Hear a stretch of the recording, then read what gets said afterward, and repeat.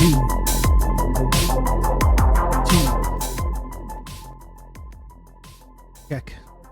You can count on me. You're gonna have good old Rob to talk you through all this.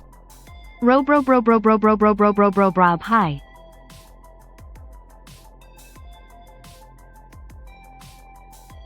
Maggot, thanks for the prime. 28 months of prime. Very much appreciate you. 100,114.1 now.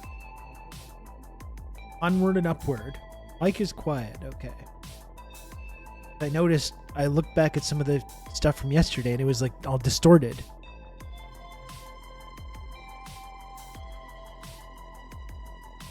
All distorted yesterday. It was too loud. So which is it? Which is it?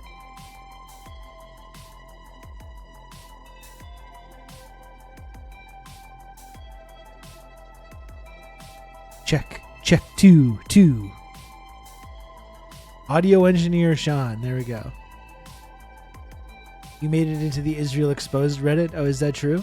Is that good? I didn't know about that Reddit.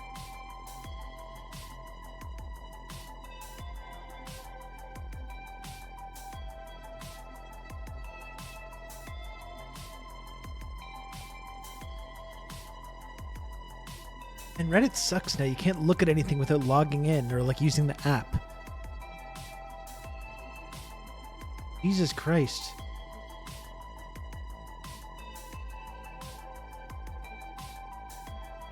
Like when you look stuff up on your phone now.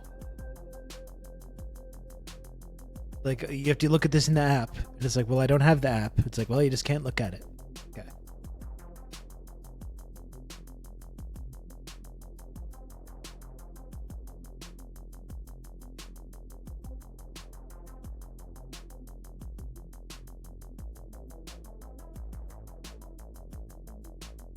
Little scroll here.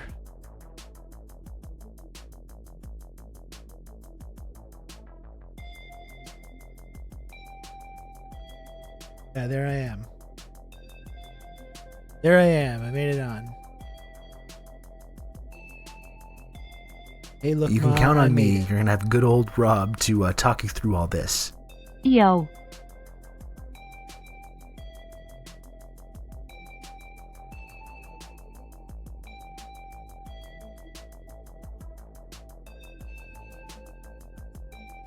Watch Drew, thanks so much for 37 months. Tier 2. Thank you, Squatch Drew.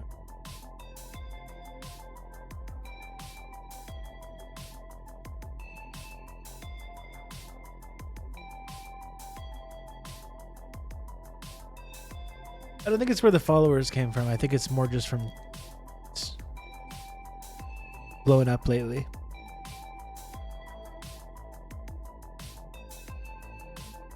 Watch was already this 37 months. He's already a Pearl Badge veteran.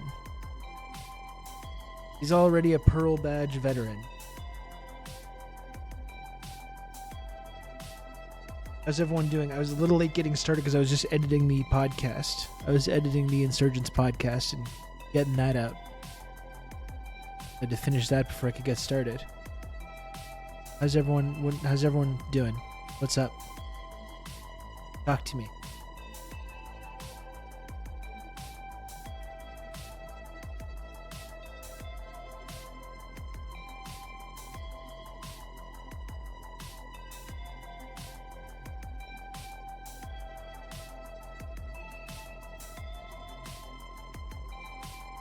You can count on me. You're gonna have good old Rob to talk you through all this.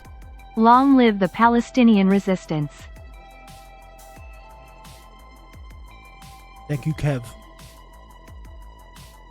Thanks for 9 months of tier 1.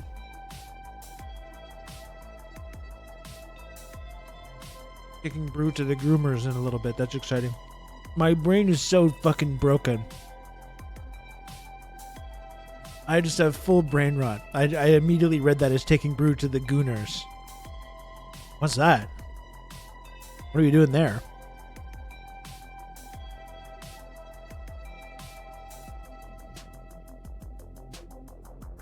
I tried to Google it before it was linked and made the mistake of clicking the post titled Rob Rousseau is a tanky? Maybe.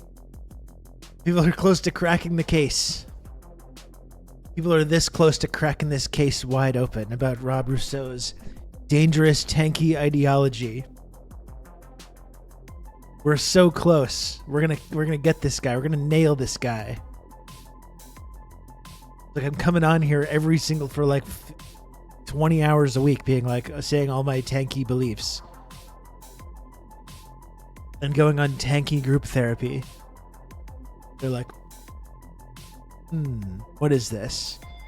What's up with this guy?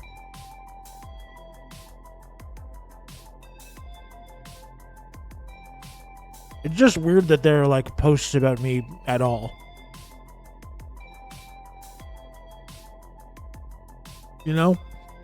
It's one thing being perceived here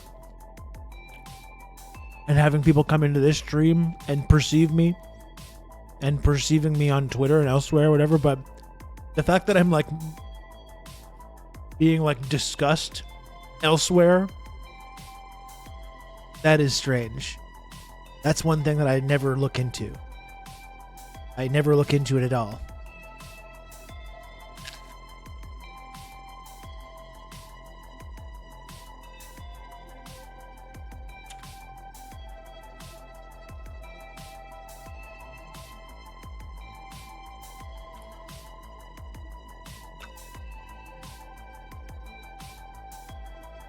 You're also discussed in the Apple subreddit. I mean, that makes sense, considering how much of an Apple influencer I am. I would hope that I am being discussed in the Apple subreddit.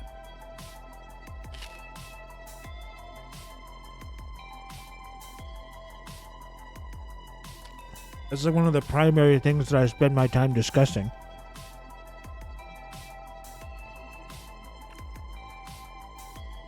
Although it was not Apple TV, it was Prime.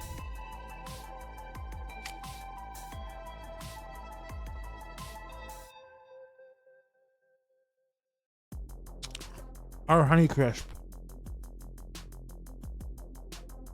I'm a mod.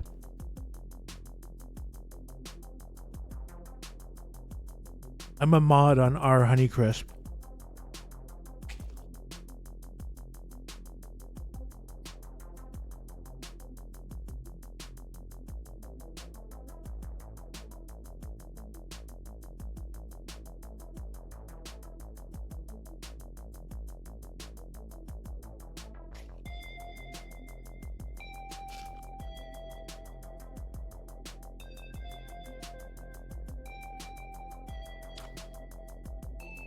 Sorry, one sec.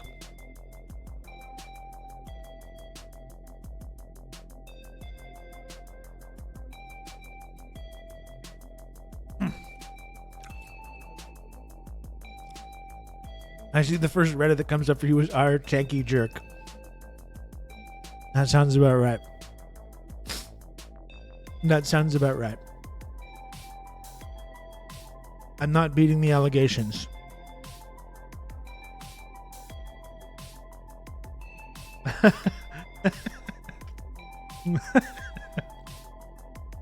They're fucking writing paragraphs discussing whether or not you're I want a Huawei phone so China can have my data is a shitpost. Good lord. This line alone really makes me hope this is just a troll. I know some people out here really think the government should know every single bit of information about you for some weird reason. But they're an incredibly small minority of people because, newsflash, people don't like government spying on them.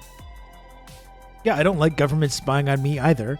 I'm just saying I want this one specific government to know. To know that I'm on their side. Is that so bad? Is that so terrible? I don't have a full... It's not like I want every single government spying on me. I just want just this one particular government. I want them to know that I'm one of the good ones.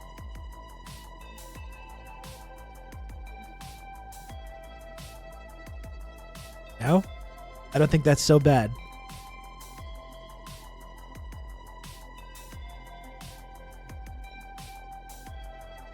Honeycrisp is a high-tier apple. Got a Cosmic Crisp hybrid apple recently. It's delish. Excuse me. I haven't seen any Cosmic Crisps at the store since I got them that one time like a year ago. I got them like a year ago, and I've just never seen them since. Weird. I'd rather China knows I'm reading Mao than CSIS. Exactly. When the takeover comes, I want them to know that I can be, like, trusted. I want them to know that I can be trusted to, like, inform on other people and let You people can count know, on like, me. lists. You're gonna have good old I've Rob collected some to lists talk of you people through that I all think this. are ripe for... One of the good ones, Triangle member. I've put together some lists of people that I think would be ripe for re-education, and I want them to know that I have that info for them. Critical Mass, thanks for the 26 months. I really appreciate it. Thank you. The China takeover, Red Wizard. I want them to know that I've got lists for them.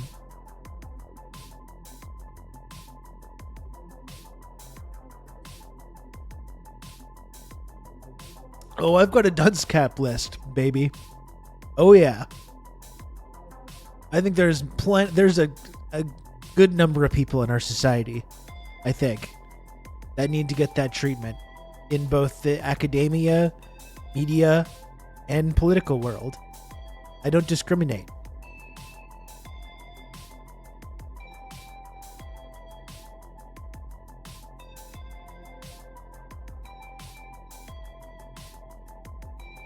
And the good boys and girls list, the triangle community, exactly. Except for some of you. Some of you I might have to... Unfortunately, I might have to let them know.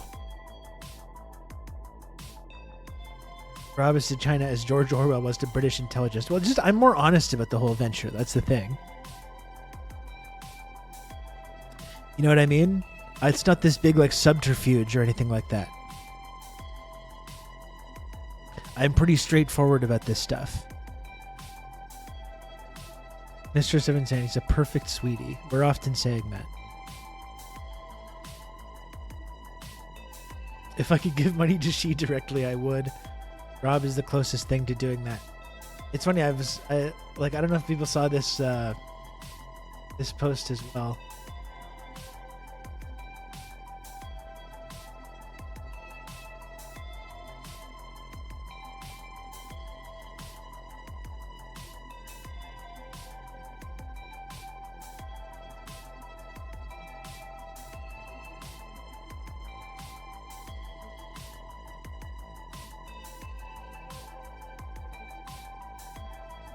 Oh, I want that. Don't want that. Who's this guy? The stalwart. That I may get roasted in some way for this, but whatever. Why don't you see more prominent leftists express admiration for China? They've delivered tremendous material gains, eschewing Western ideology, demonstrating how central planning can conquer various industries. And I said, the China Respect Your community is growing daily.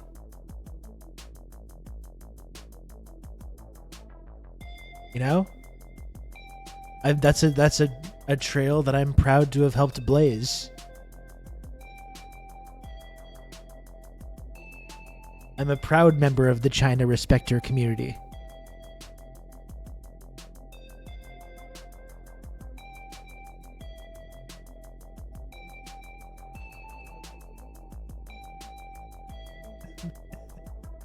Mr. 100K leads the charge. Exactly. I'm one of the most prominent China respecters in the Western world.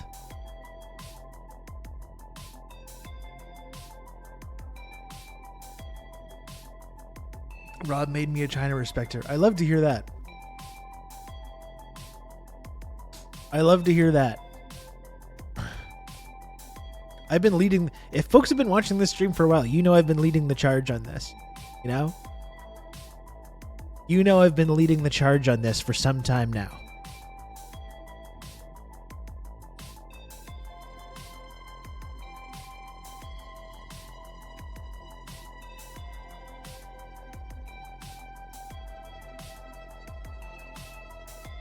Excuse me.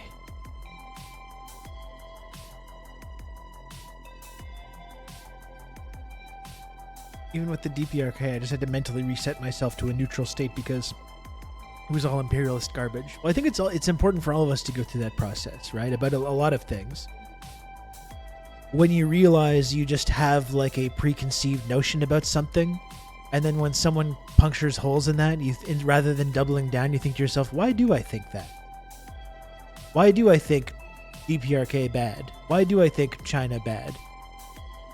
Let's really think this through. Why do I think that? And then sometimes it's like, oh, maybe I've just been making certain assumptions and taking certain things as being gospel truth, despite them being heavily ideological.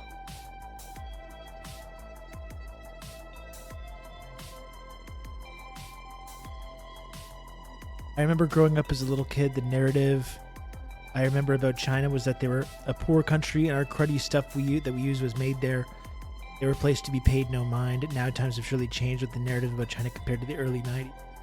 Well, yeah, we talk about that a lot too, right, Squatch? How in like 2014, it's like our ruling class all of a sudden started looking at China and seeing their trajectory with the development that's been happening and their sort of economic trajectory, and started being like, wait, shit, fuck, and just like, oh man, and start mashing the propaganda button. Shit, we let off the propaganda button for a couple years here. We thought we had this sewn up. Mashing the China bad propaganda button again. Fuck. It is too late.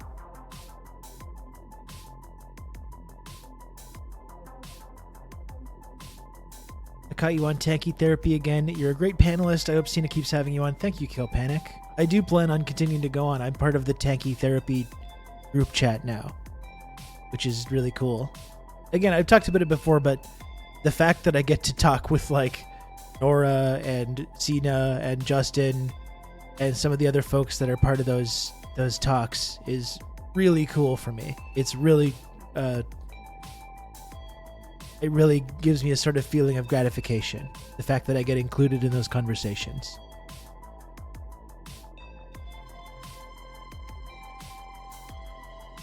I'm looking forward to doing more.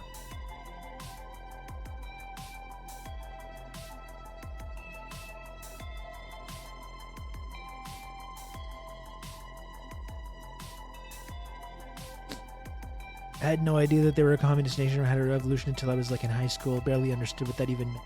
Yeah, and then when you learn about the revolution in high school, it's like famine, cultural revolution, great leap forward, revolution bad, communism bad kind of thing. And then you have to deprogram yourself from that.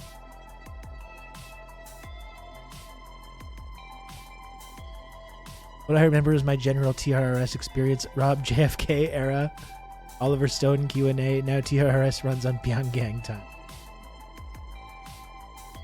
That's easy. That's the path. That's the pipeline. The TRRS pipeline.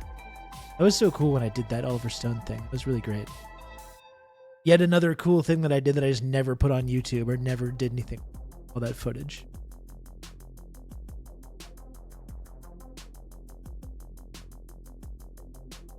I would love to see Sana Saeed on there as well. She's fantastic. It was really cool when Abby Martin was on the other day, and we had to take it down.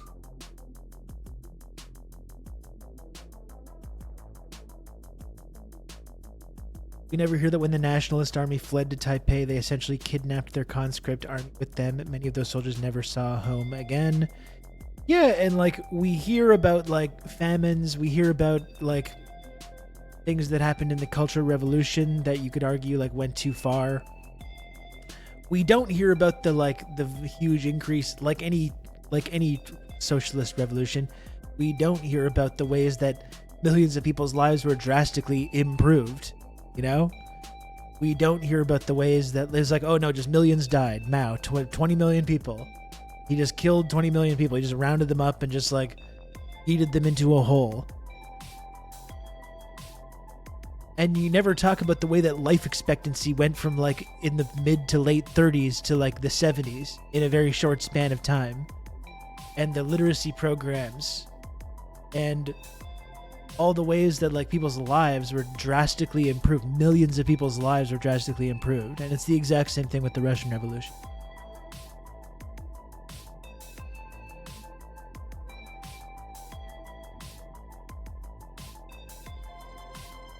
You also stream the panel talks there. No, because it's Cena's thing for East is a podcast. So we just record them and then he puts them up on the YouTube page.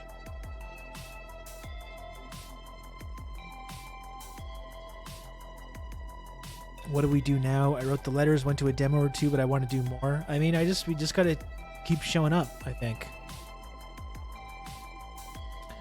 Got to keep showing up. Show up to these encampments, show up to the demos, just don't stop.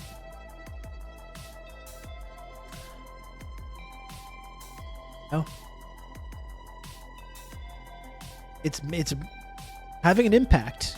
You know, we sometimes think we're so powerless and we're we don't have this total inability to like help. Look at the messages that we're getting from people in Gaza. Look at the messages we're getting from people in Yemen.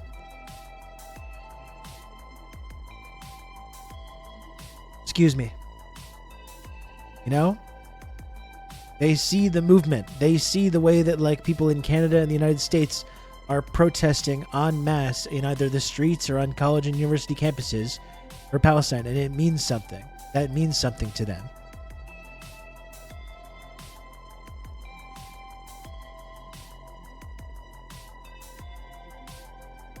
We're in Canada, though, where the sniveling middle class has no revolutionary spirit. I'm going downtown tomorrow, but don't even know if there'll be a demo. I mean, I don't know what city you're in, Kill Panic, but there's been certainly like there's a lot of people in Canada that have like a extremely racist reactionary mentality. Certainly, but there's also a lot of support for Palestine in Toronto. I mean, look at the U of T encampment in Toronto the other day. There's like thousands of people showed up.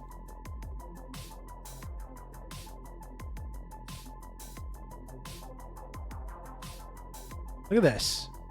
You think people don't have revolutionary spirit? What's this?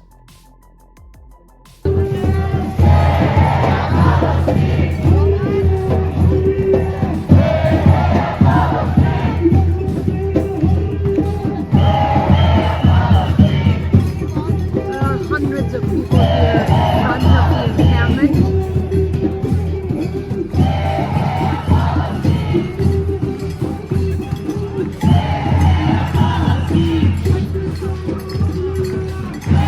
The university has given students till 10 p.m. tonight to evacuate the lawn. That's in an hour. And I agree with that, Old Dutch, as well. This has to be turned into an organized movement. It can't, like we talk about with the Kwame Ture thing, it can't recede. It can't just turn into a mobilization. It has to continue indefinitely and continue growing.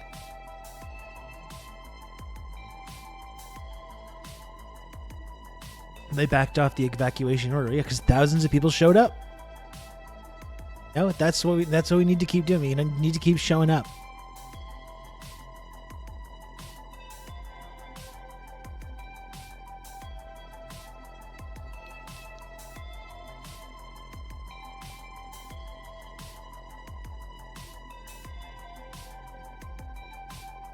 Gotta keep showing up.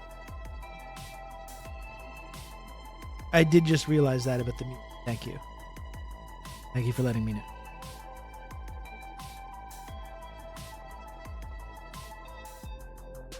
Turn it off in a minute.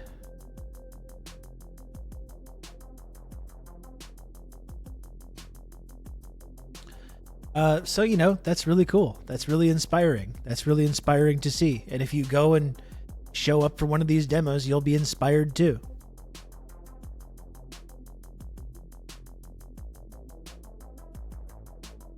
I like the music too, Squatch, but I like to turn it off when we get serious. It's down to serious business.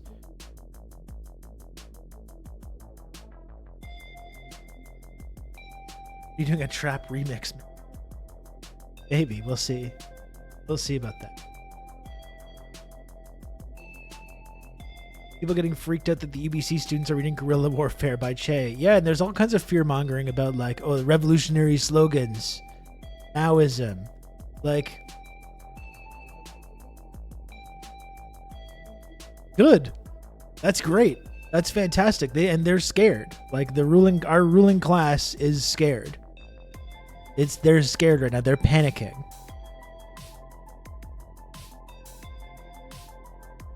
to the extent that I don't think we've really seen, in a long time. And everything that they're doing to try and stop this movement is just growing the movement even more and making it more militant and more radical.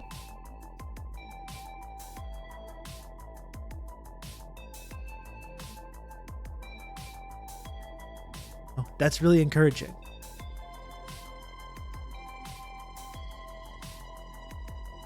And tweet that I'm live. It's all part of my turning over a new leaf.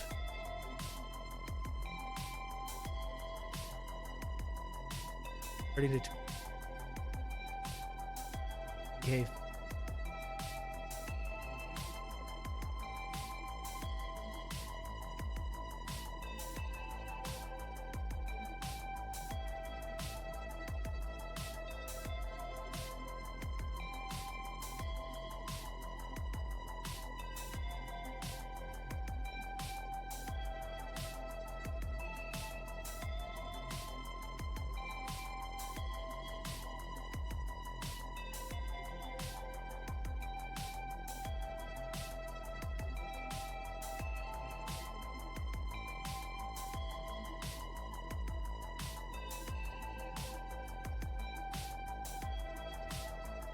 Okay.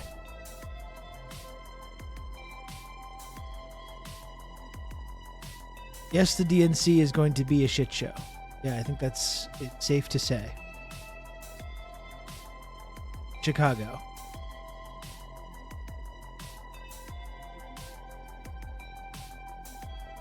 I did want to watch because there's this new documentary that's come out about the whole Hamas organized sexual assault gangs narrative that they've attempted to promote. Israel and its supporters have attempted to promote since October 7th, basically. Have, of course, the Screams Without Words New York Times article, which has now been subject to a lot of scrutiny and which I think has totally blown up in their faces. And then you have this new documentary, Screams Before Silence, which comes from Sheryl Sandberg, who's the former CEO of Meta, also being shared by Hillary Clinton. It's very Sheryl Sandberg's really someone that has their one foot in the kind of human rights industrial complex. And they just put out that documentary, and Electronic Intifada took a look at that to debunk that as well. So we're going to watch that today. And I had this really thought, I actually tweeted this, but it was kind of a dud and I don't think people got it. So I deleted it. But the whole Screams Without Words, Screams Before Silence. So there's Screams Without Words is the NYT piece, and Screams Before Silence is this new documentary. And it really makes me think of some suited consultant class, sociopath, presenting a PowerPoint presentation with the screams, all the different possible titles. It happened. You know what I mean? It happened. They're because it's too similar, right? There must have been some awful meeting where there's some PowerPoint deck was shown with all the different silent scream related titles, going after different focus groups, seeing which demographic are these going to activate. It happened. Branded atrocity propaganda. You know what I mean? It happened. It's like that Don Draper picture when he's pointing to the whiteboard. Something silent scream, scream without words, scream before silence, something like that. They ended up using two. But we are going to watch Electronic Intifada and their coverage of that. I think there was maybe some folks that have been talking about this that thought when this documentary was announced that they were going to have some kind of new footage or new information, but they don't. It's all the exact same stuff that's just been repackaged again.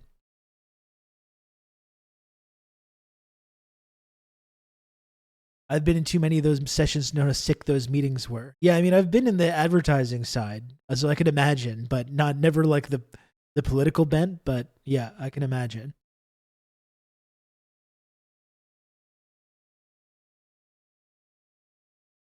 I'm positive. Focus group. Which of these titles makes you most likely to support genocide? Totally. I'm positive. I'm positive that this awful meeting took place with some kind of suited demon.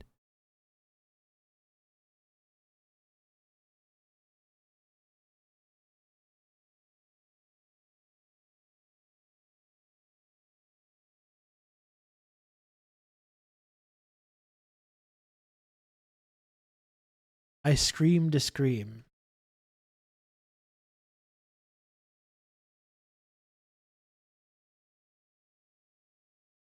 Yeah, I've never been more sure of something. Anything. In fact, let's just get into this.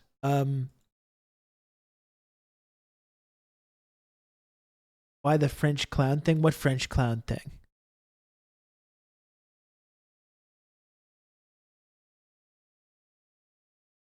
Hillary wide-eyed and nodding at the documentary title, hitting retweet, turning replies off. I mean, there's certain people as well that like even just by like you can and should like debunk the actual information that's being presented in this kind of propaganda. But sometimes it's just a matter of like seeing who is sharing it and when, and you can just know that it's bullshit, right?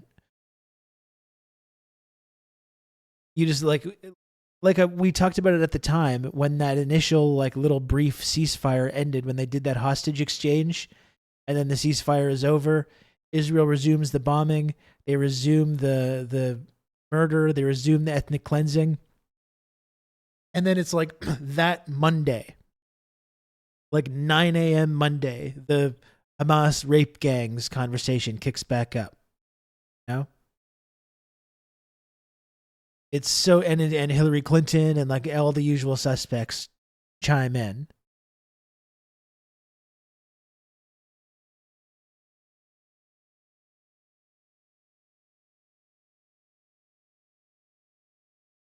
It's yet another things that make you go, Exactly.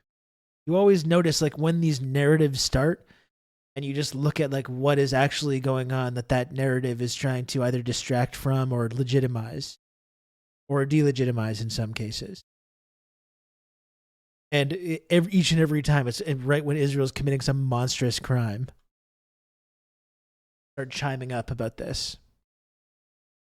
Let's just get into this because I started late. So we don't need to chit chat too much.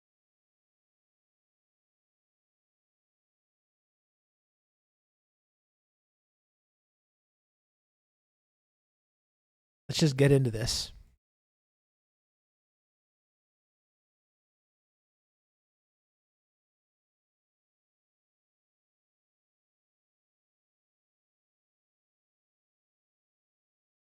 I should actually get Nora from Electronic Intifada to come on this show. I'm sure she would. Now that I have a bit of a rapport. I have a bit of a rapport with her.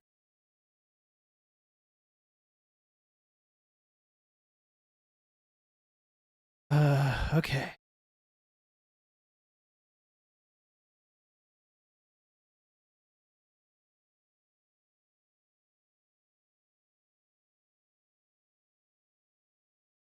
Okay.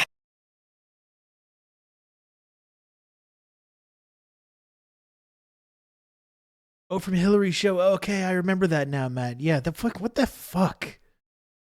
The Hillary and the French clown thing. Yeah, of course. Bizarre.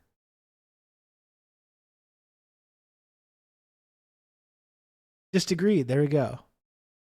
There we go. Anyway, this is Electronic Intifada. They got the whole video about this new documentary that just came out, which is apparently trying to present some kind of new information or trying to repackage this in a way they feel it hasn't connected enough.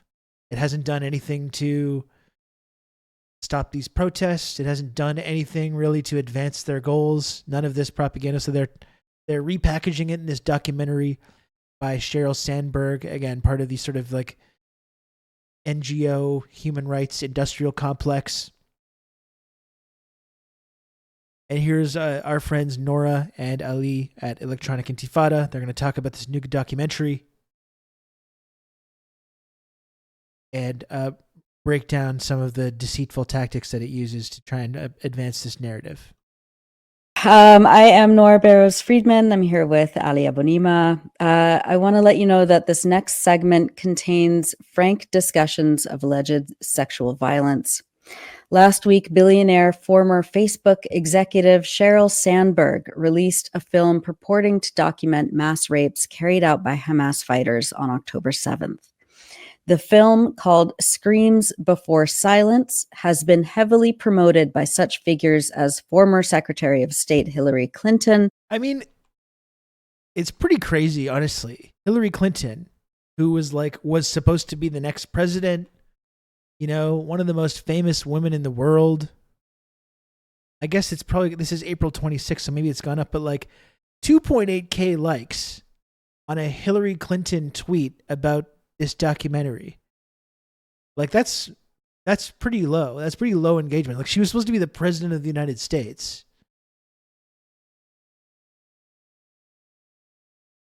I want to believe that's evidence that just no one is buying this shit anymore. I know some people are still buying it, but I think it has way less impact. And like I said, people are not stupid. They see the violence and the horror and the nonstop criminality that's happening in Gaza. And I think people are starting to recognize when these narratives are promoted and how it's just being employed very cynically to justify and legitimize this mass slaughter. It would have been cool if she had just disappeared into the forest. I would have at least had some respect for that. Ostensibly progressive Congressman Ro Khanna, and of course the Israeli government, among many others. Promoted this as Writing in the Washington Post on April 29th, columnist Ruth Marcus urged her readers, quote, "You should watch it and speak out about how rape and gender violence were deployed as weapons of war, about breasts cut from bodies, about nails driven into a woman's vagina. It has become the latest vehicle to push Israel's claims of mass rape on October 7th, claims that Israel supporters continue to use to either distract from or justify Israel's ongoing U.S.-armed genocide in Gaza." Since its release, it has garnered almost 600,000 views on YouTube alone. We're going to take a detailed look at the film now, and Ali is going to show us how it is full of fabrications, distortions, and lies, and does not, in fact... Yeah, like I was saying, Sheryl Sandberg, even when she was the Meta CEO, was still very much part of this NGO human rights complex. You know?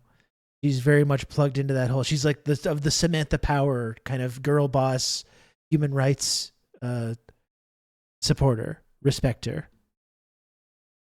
Present any new credible evidence to support Israel's claims. Ali, let's start by reminding viewers about the role Sheryl Sandberg has played in pushing this story prior to the release of the film. Thanks, Nora. Yeah, Sheryl Sandberg has indeed been pushing this story since soon after October 7th. And regular viewers may remember that we encountered Sandberg back in February when she and Hillary Clinton headlined a seminar at none other than Columbia University to promote the mass rape hoax. Sandberg chaired a panel featuring Jeffrey Gettleman, the lead author of the notorious and now almost completely debunked New York Times article from December called Screams Without Words. I don't think that it's a coincidence that the title of Sandberg's film, Screams Before Silence, echoes the headline of that New York Times article. Let's take a look at Sheryl Sandberg introducing Jeffrey Gettleman at that Columbia University event back in February. Gettleman is a Pulitzer Prize-winning journalist, foreign correspondent for the New York Times. For the past 20 years, he has covered every major conflict in more than 80 countries. Every so often, I get to talk to him in these places, and I can't believe what he's going through.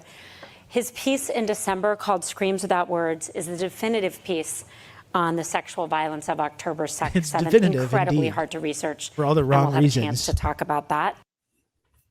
As you just heard there, Sandberg praises the article Gettleman wrote with two Israeli co-authors as, quote, the definitive piece on the sexual violence of October 7th.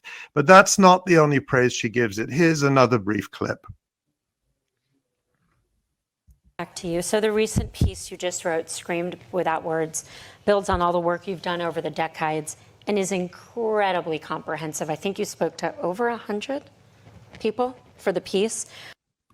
No victims, though, strangely. Now, as I said, that was back on February 9th. And recall that by that point, much of Gettleman's piece had already been debunked. For example, we had addressed it here on this live stream right at the beginning of January. I'll just mention right now that a lot of the rape claims that are in Gettleman's story do not appear in the Sandberg film. And I'm going to come back and talk about that later. You're right, Matt. It's Okay, like let's talk There's gonna be a about third Sandberg's coming. film, Screams Before Silence. Give us an overview. I watched it yesterday. Tell us what you think. Yeah, we watched it. I actually watched it several times so that nobody else has to. But yeah, let's look at this claim that's right at the beginning of the film. And this actually, this is a screenshot from the film, and it says,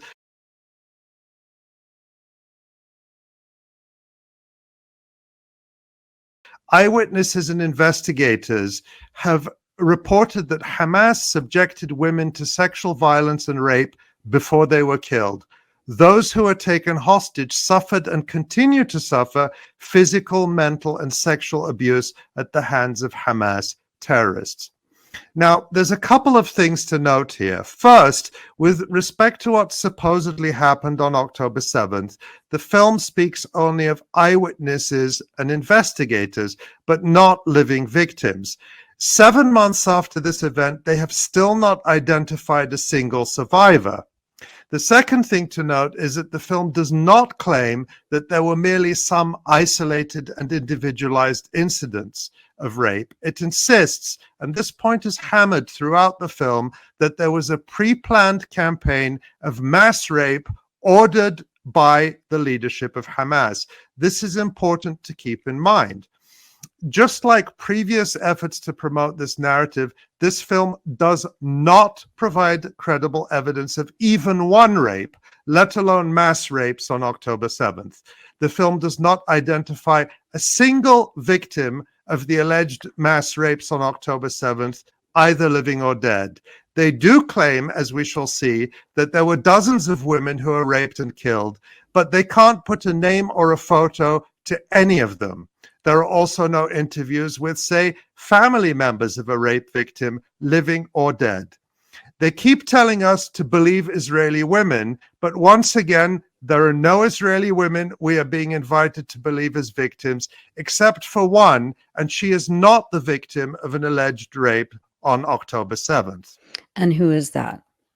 So the only person they produce as a victim of an alleged sexual assault is a woman called Amit Susanna. And starting in late March, her story was heavily promoted by the New York Times and the Israeli government's propaganda apparatus. Here's a short clip of her in the Sandberg film describing how she was captured and taken to When Gaza. I get that picture, just look wistful out the window. 10 men You're around remembering me. something dramatic. And my instinct was just to fight, to do what I can. Later in the film, Susanna describes a pretty harrowing experience, the one she told the New York Times about in March. As I said, she does not claim that she was sexually attacked on October 7th. She claims that while she was being held in Gaza for 55 days, one of her guards, whose name she gives as Muhammad, forced her on one occasion to perform an unspecified sexual act.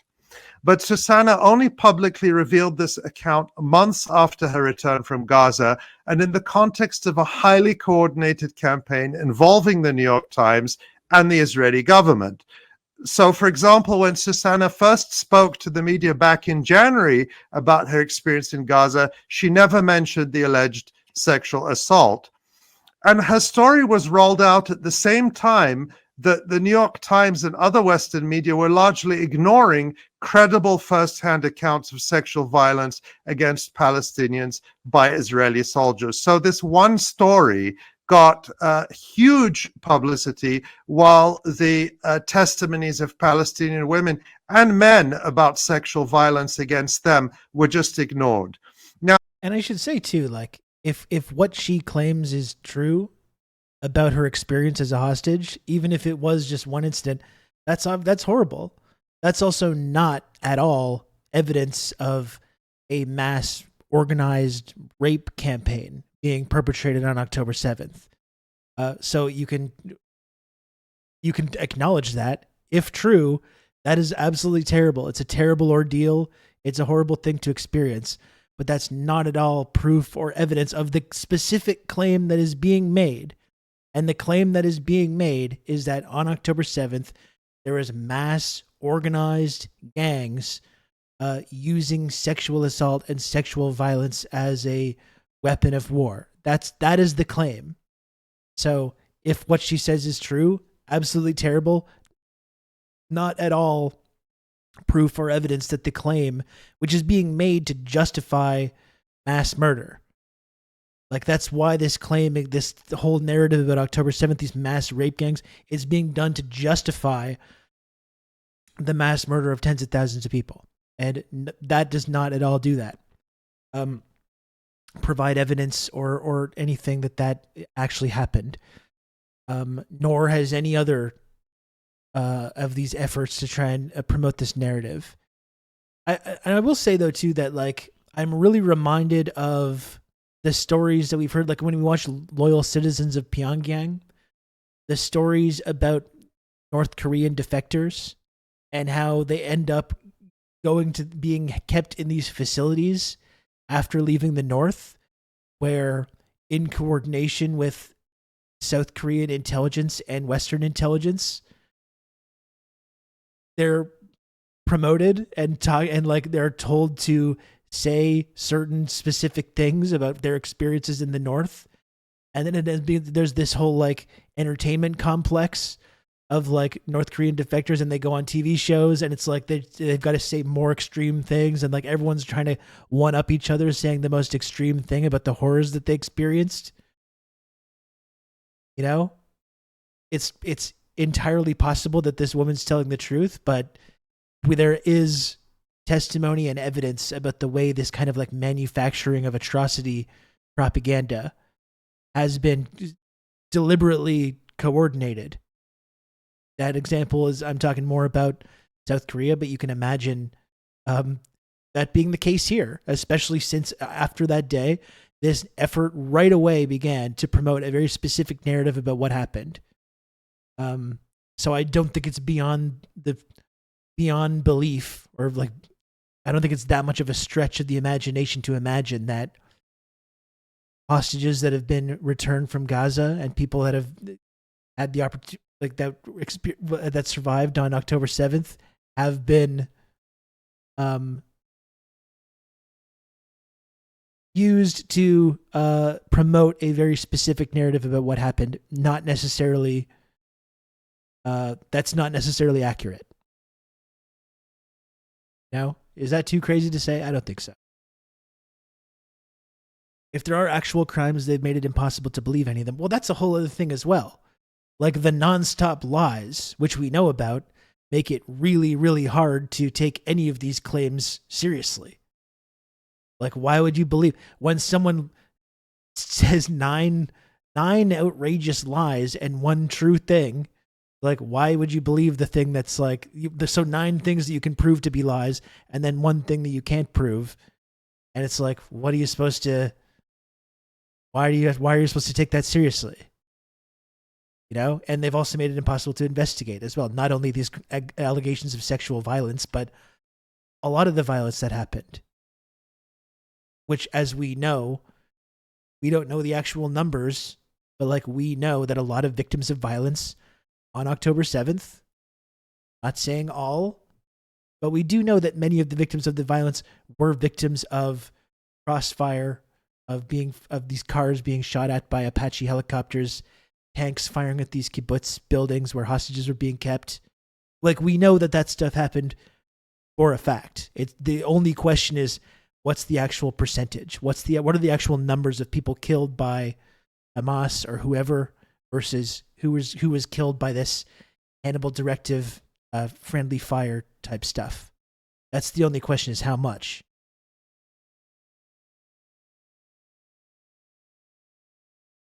But yes, it's like when someone repeatedly lies over and over and over and over again, I think it becomes not only prudent, but like it's almost like a responsibility to not take all their claims seriously until they can be proven, you know? And worth saying as well, like this woman that's a subject of this, like, she's the person that's going on record to promote this story about, if true, what would be a harrowing experience and a terrible experience. But she's not even saying that the things that have been talked about as part of this narrative. Like, she's not even saying that. Anyway, the government that claimed a calendar was a list of terrorists wants us to believe anything else they say. Well, this is it. It's like we've seen, it's been 7 months of this. And so many of the claims, the beheaded babies, all the creepy shit about babies that was promoted, which all turned out to be lies. That's how I think how like cynical it is to wield this idea of like sexual violence and weaponize that in order to justify the violence, because it becomes really hard to talk about because people don't want to have to go out and debunk or dispute horrible claims of sexual violence. We want to believe women. Women are often victims of sexual violence and they're not believed. And it preys on people's like fundamental empathy and decency. Because it's like, well, no one's going to like want to go out and actually like dispute these claims. But it's like, it forces you to. You know?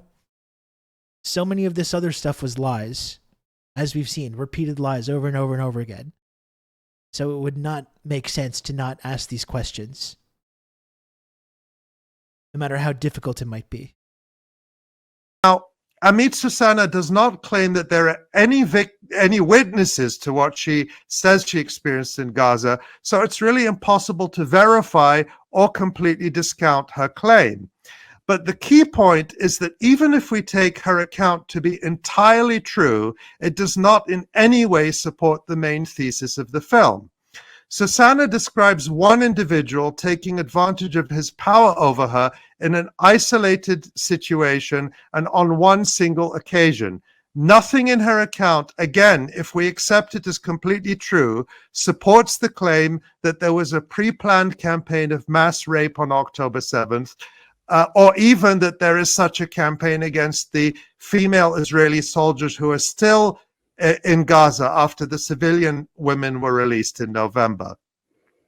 From the perspective of Sandberg and other Israeli propagandists, did you see that? Like, focusing. It was a couple weeks ago, that absolutely like psychotic claim that like, oh, it's been almost 9 months. We expect these women to be having babies soon. These hostages.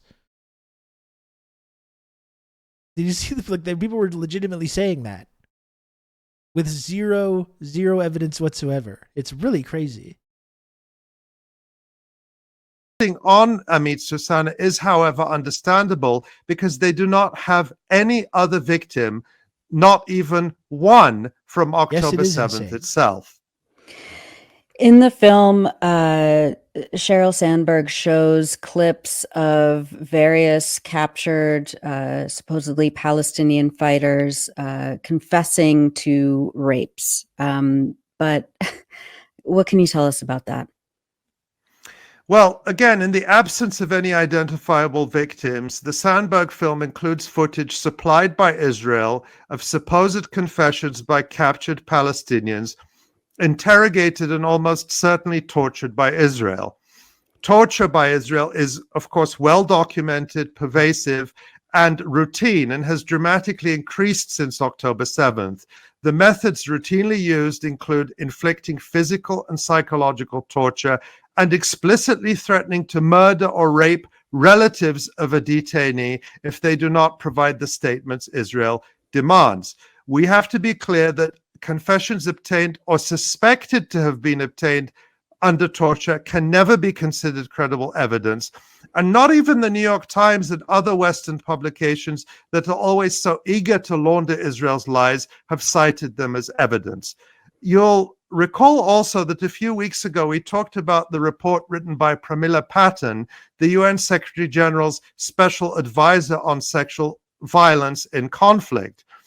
And in an article for the Electronic Intifada, our colleague Asa Winstanley and I heavily criticized that report for its strong pro-Israel bias. I haven't looked at the screen since I started listening. Just glanced at that Rob was wearing an Austin Powers style puffy shirt and red jacket. That would be a little inappropriate for this subject matter, wouldn't it? If I was doing like Austin Powers cosplay. That wouldn't make a lot of sense. But even that report was not willing to launder torture confessions. The Patten report actually states that the UN team did not consider accounts collected by Israeli intelligence bodies through... Sorry, I don't mean to keep interrupting this actually like important analysis here. I do think it's worth talking about as well, though, not only just with this, but throughout the last 7 months, the way this reliance on headlines works. Like with the student protests you're seeing, violent protests, violent clashes. A lot of people just read headlines and then they move on and form an opinion from that. And you might be able to look at these articles and find more nuance inside.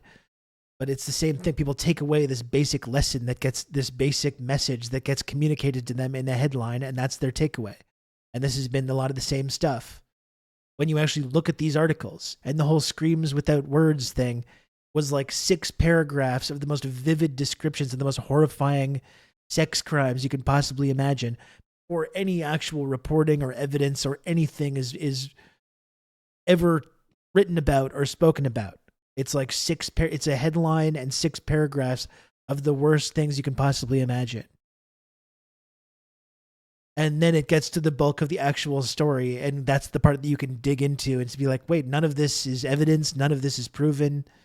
But like most people, if they don't just take their information from the headline, are just going to read those vivid descriptions of sexual violence and be like, God, the Hamas, wow, this genocide, I guess it's okay. I guess we got to continue. Now, look at these college kids. They're supporting these like rapists. God, it's so disturbing to me. Like a lot of people, that's their takeaway. Through, quote, interrogations of alleged perpetrators, despite some being offered due to the mission team's inability in the time allotted to establish the due process rights of the accused persons and adequate authentication, end quote. Also, the human rights group Physicians for Human Rights Israel, which has unfortunately given undue credence to Israel's mass rape claims, has also warned that the so-called confessions were obtained by interrogations that included the use of torture, and thus it does not consider them valid. And even the Israeli police have had to admit that they could not match these so-called confessions with any victims. So this alone should discredit the entire film. But instead we see so-called progressives, as you said, people like Rouhana, and of course self-proclaimed champions of women's rights and human rights like Hillary Clinton, heavily promoting a film that shows prisoners who are tortured making confessions. So, Ali, if there's no credible confessions and no firsthand accounts from alleged victims of rapes on October 7th, how does the film try and convince viewers that this is what happened? Well, a lot of it is atmospheric. If you watch it, you'll see there's a lot of sort of doom and gloom music and Sheryl Sandberg crying and hugging people and people talking about terrible things that they experienced or witnessed on October 7th, none of which are rapes. But when it comes to the rapes, one tactic is just to assert that there's an overwhelming amount of evidence without actually showing any of it. So let's take a look at this clip of Israeli police superintendent Mirit Ben Mayor talking to Sandberg. We know there's so much evidence we don't even need to look at it. With clear instructions to kidnap as many, to rape as many, to humiliate as many, to murder as many. They came here with a mission and they succeeded in the mission. How much evidence is there of the crimes of October 7th? There's a lot of evidence. We have over 200,000 visuals that we've collected. We have over 2,000 testimonies that have been taken. Among these evidence, we have substantial evidence for sexual violence that took place on the 7th of October. So that might sound pretty convincing to an uninformed audience, but as we've said like all the before on evidence this of live stream, anti-Semitism on Israel college has campuses. never claimed and is still not claiming that there is a single piece of video Yeah, it's that shows a incredibly rape vague. taking place. And that is an extraordinary absence given the fact that you just heard once again that this was a systematic campaign of mass rape. But you do not have to take my word for it. Here's what the Israeli newspaper Haaretz reported as recently as April 18th in an article that is actually trying to boost, not debunk, the mass rape claims. And I quote from Haaretz, it says, "From inquiries put to 3 bodies in the defense establishment by Haaretz, it emerges that the intelligence material collected by the police and the intelligence bodies, including footage from terrorists' body cameras, does not contain visual documentation of any acts of rape themselves." End quote. So here's another example of a claim that there is just a ton of evidence where none exists. And like this one thing too, it's like if you're going to put this whole documentary about this narrative that's been promoted since like October 10th about organized mass rape gangs, if there is any evidence for this whatsoever, you would think that it would be present in this documentary that's meant to prove this beyond a shadow of a doubt. But it still just doesn't exist. And sometimes in like this, you're referencing this evidence that you're not actually showing. Like, Rob, do you have a lot of evidence that you're like a cool, outgoing guy and that women like you? It's like, oh yeah, I've got so much evidence. I have like over 2,000 images, text logs, testimonials. I've got so like I wouldn't even bother showing it to you. There's so much. It's like, wow, okay, cool. This guy's really cool. This guy's really popular. You know, it's like that's not actual evidence. Lodane does think I'm cool though, and attractive. But you know, that's not proof of the claim that I made. This is a woman called Nathan Shari Fielder, Mendes, who friends is just out of described as frame, an but Israeli for army sexual assault reservist Yeah, exactly. who was at the Shura Or military it's the base steamed hams. that was being used as a makeshift morgue on October 7th. The Shura base, which is where all the victims of the October 7th massacre were brought. There were body bags lining the corridors from the floor to the ceiling on both sides. And we never knew what we would see. We never knew what the level of the atrocity would be inside the body bag. As we did more and more of what we were tasked to do, we realized that women were not just murdered. Women were shot in the head so many times that it seemed like there was an intention, an objective to obliterate their faces. Most often families couldn't be shown the faces of their daughters. And again, we began to see that some of it was sexual in nature, directly targeted whether these were caused by tanks violence. being fired at buildings Some or helicopters. came in with we don't know. no clothing and mostly very bloody underwear. Did this feel systematic to you? Yes, it did seem systematic. It felt use systematic. Sexual violence as a weapon of war. It feels. So now let's go back to that April 18th article in Haaretz, and here's what it says, quote, "At the Shura base, to which most of the bodies were taken for purposes of identification, there were 5 forensic pathologists at work. In that capacity, they also examined bodies that arrived completely or partially naked in order to examine the possibility of rape. According to a source knowledgeable about the details, there were no signs on any of those bodies attesting to sexual relations having taken place or of mutilation of genitalia." End quote. The article also says that there were police forensic teams at the Shura base. And then it says, quote, these teams did not document a single case of sexual assault or cases of genital mutilation, end quote. And let's also go back to the UN report, which says that the UN team examined thousands of photos and video clips provided by the Israelis. The UN report says, quote, in the medico-legal assessment of available photos and videos, no tangible indications of rape could be identified, end quote. So Shari Mendez is just a liar. And there's no forensic evidence either. What are some of the other tactics that the film uses to try and convince viewers that we're dealing with something real here, besides the moody music and the close-up shots of Sheryl Sandberg patting the backs of people? There is a huge emphasis on trying to shock viewers with claims that witnesses observed mutilated bodies with signs of sexual violence, including the insertion of objects such as iron bars and nails into the genitalia and around the groins of victims. Another horrific claim is that bodies were found in positions that indicated that victims had been raped, for example, with their legs spread apart. I want to emphasize that absolutely none of these claims are being made based on proper forensic examinations or by qualified experts.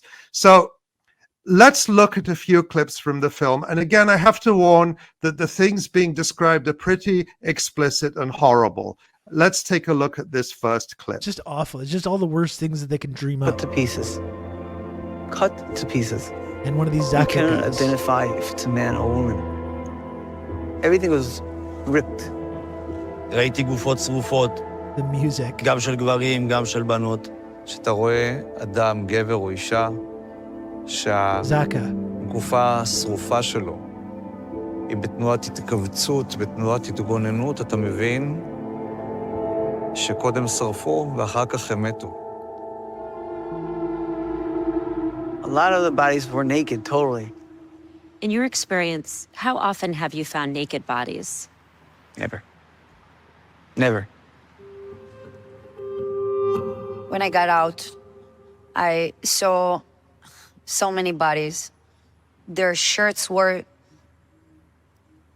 ripped off, and girls without skirts, without pants, their legs were spreaded.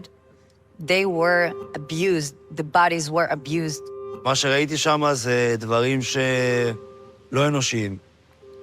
אם זה גופות של בחורות שהבגדים שלהם קרועים, באיזושהי פוזיציה, את יודעת, שהיא שוכבת על הגב ורגליים פתוחות. היה גם איזה אחת שאת רואה ממש על פגה של אוטו, מכופפת עם מכנס למטה. אתה רואה גופה של בחורה עם בגדים קרועים ועם איברים כרותים כאילו. אז אתה אומר לעצמך, מה, גם אנסו אותה וגם שחטו אותה וגם ביטרו אותה, מה עוד יכולים לעשות לבן אדם כאילו? Right, we don't know if these mutilated bodies, what the people we just saw in that clip, in order of first appearance, was Simcha Greinman of Zaka, a Jewish group that recovers bodies for burial, and we'll come back to them later. He is followed by Elad Avraham, who worked as a security guard at the. And remember who sits on the board, the advisory board of Zaka in New York? Stuart Seldowitz, this psychotic, racist harasser guy that was harassing the halal cart vendor a couple months back, who was celebrating the deaths of Palestinian children. These are the kinds of people that are part of this organization, this like humanitarian organization.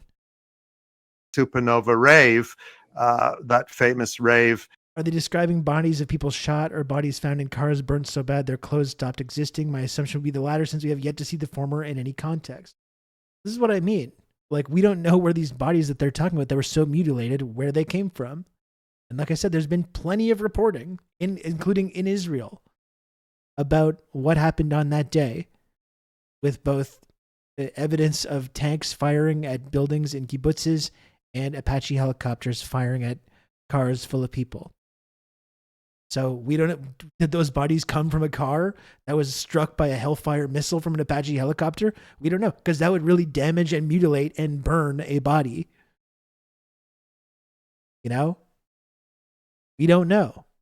That's the whole problem. We don't know. A few miles from Gaza. And then Chaim Otmazgin, also of Zaka. And finally, Tali Binner, a woman who survived the supernova rave. And these are really horrific claims. And for those who are listening and couldn't read the subtitles in the Hebrew section, the account in Hebrew was similar to what you heard in English. It was talking about burned, mutilated bodies, and that kind of thing that the person assumes indicates rapes. But again, this person is not an expert. Now, let's watch a bit more of Simcha Greinman from Zaka. When we picked up the mattress, we found her body. This woman, we could not identify her from her face. She was naked wholly. And she had nails around her female organs. It's quite a claim. Yeah. And then now there's more, unfortunately. This is a clip of Simcha Greinman again and Chaim Otmazgin of Zaka showing photos to Sheryl Sandberg that they claim show evidence of some of the horrors they just described. Let's look at that. This is that trick. Yeah, they show the phone. Oh. Okay, I'd like to see some of what you saw. אנחנו רואים כאן בתמונה אישה שקראו לה את המכנסיים, ירו בה במפסעה. As you can see, the body was brutal in different stages. This is a part of the breast. זה אישה שירו לה כאן, זאת אישה שירו לה כאן. Over here, and over here, and over here. Oh my God. Of course, we don't see those photos ourselves. That's right. That's right. And Well, they were it just keeping the continues photos for on their that a little phone. Yeah, bit so we're just longer, saying but it's it's a more bit of ago, the same. And again, Otmazgin How is terrible it would speaking be in to watch that Hebrew. snuff He's film. talking Oh, about, again. you know, I gotta watch things it again now. inserted around the groin area. But as you say, at no point do we see those photos that they're showing to Sheryl Sandberg ourselves. And then finally, this is a clip of a man called Rami Davidian, who claims to have single-handedly rescued hundreds of people from that I saw a supernova reaction rave to a video. on That's enough for me. October. And again, like, I don't doubt that they've got any images of corpses and mutilated corpses. I don't doubt it. Where did those? What happened to those bodies? You know, there's no actual evidence for that. That's all. This link is being made through like these claims, these kind of very outrageous claims, and using like music and editing to kind of like make this link, but there's never any kind of like acknowledgement that like there's no actual evidence of like who was responsible for what happened to these bodies.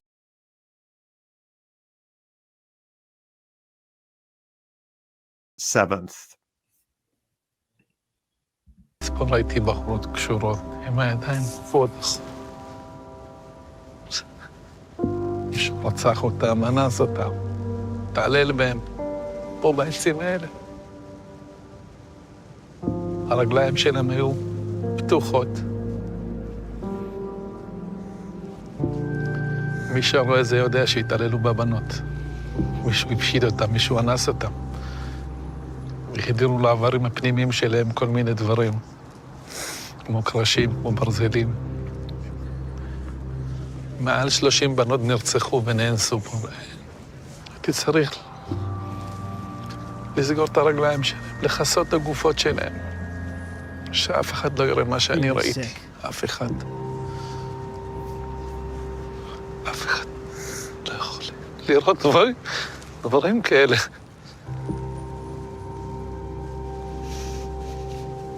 It's okay. He's doing the. I don't even know what to say about that. Well, yeah. I mean, again, just to summarize for those who are listening and couldn't read the subtitles. So Rami Davidian, they're standing in the forest where this supernova rave took place, and he claims that he saw women tied to trees, who had been raped, who had been burned, who had had objects like iron rods and wooden boards inserted into their private parts.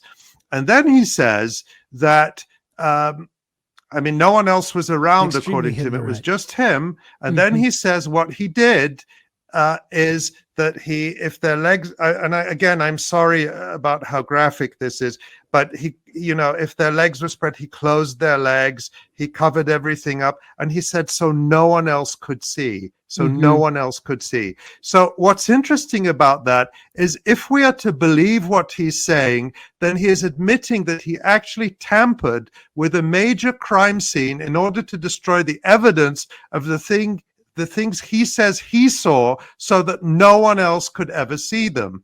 And that turns out to be very convenient indeed, because Rami Davidian is a huge liar. I know you have more to say about him, just Rami so- Davidian, so and some of these disgusted. other Because the really characters that is we just really saw in famous to that, be like, no one can in ever those see clips. this. But let's start with those claims themselves. Why do you think they are not credible?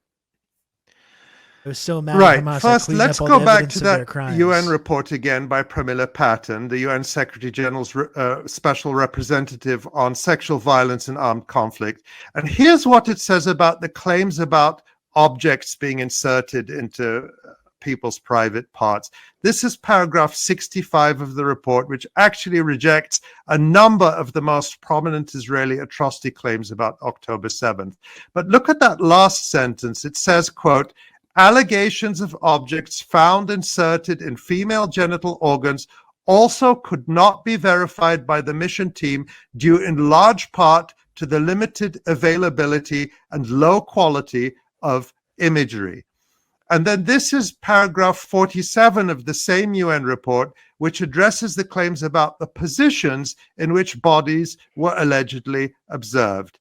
It points to, quote, erroneous interpretations of the state of bodies by some volunteer first responders without relevant qualifications and expertise. Some examples include mistaking post-mortem pugilistic posturing, a boxer-like body posture with flexed elbows, clenched fists, spread legs, and flexed knees due to burn damage as indicative of sexual violence, misinterpreting anal dilation due to post-mortem changes as indicative of anal penetration, and mischaracterizing grazing gunshot wounds to genitalia as targeted genital mutilation using knives.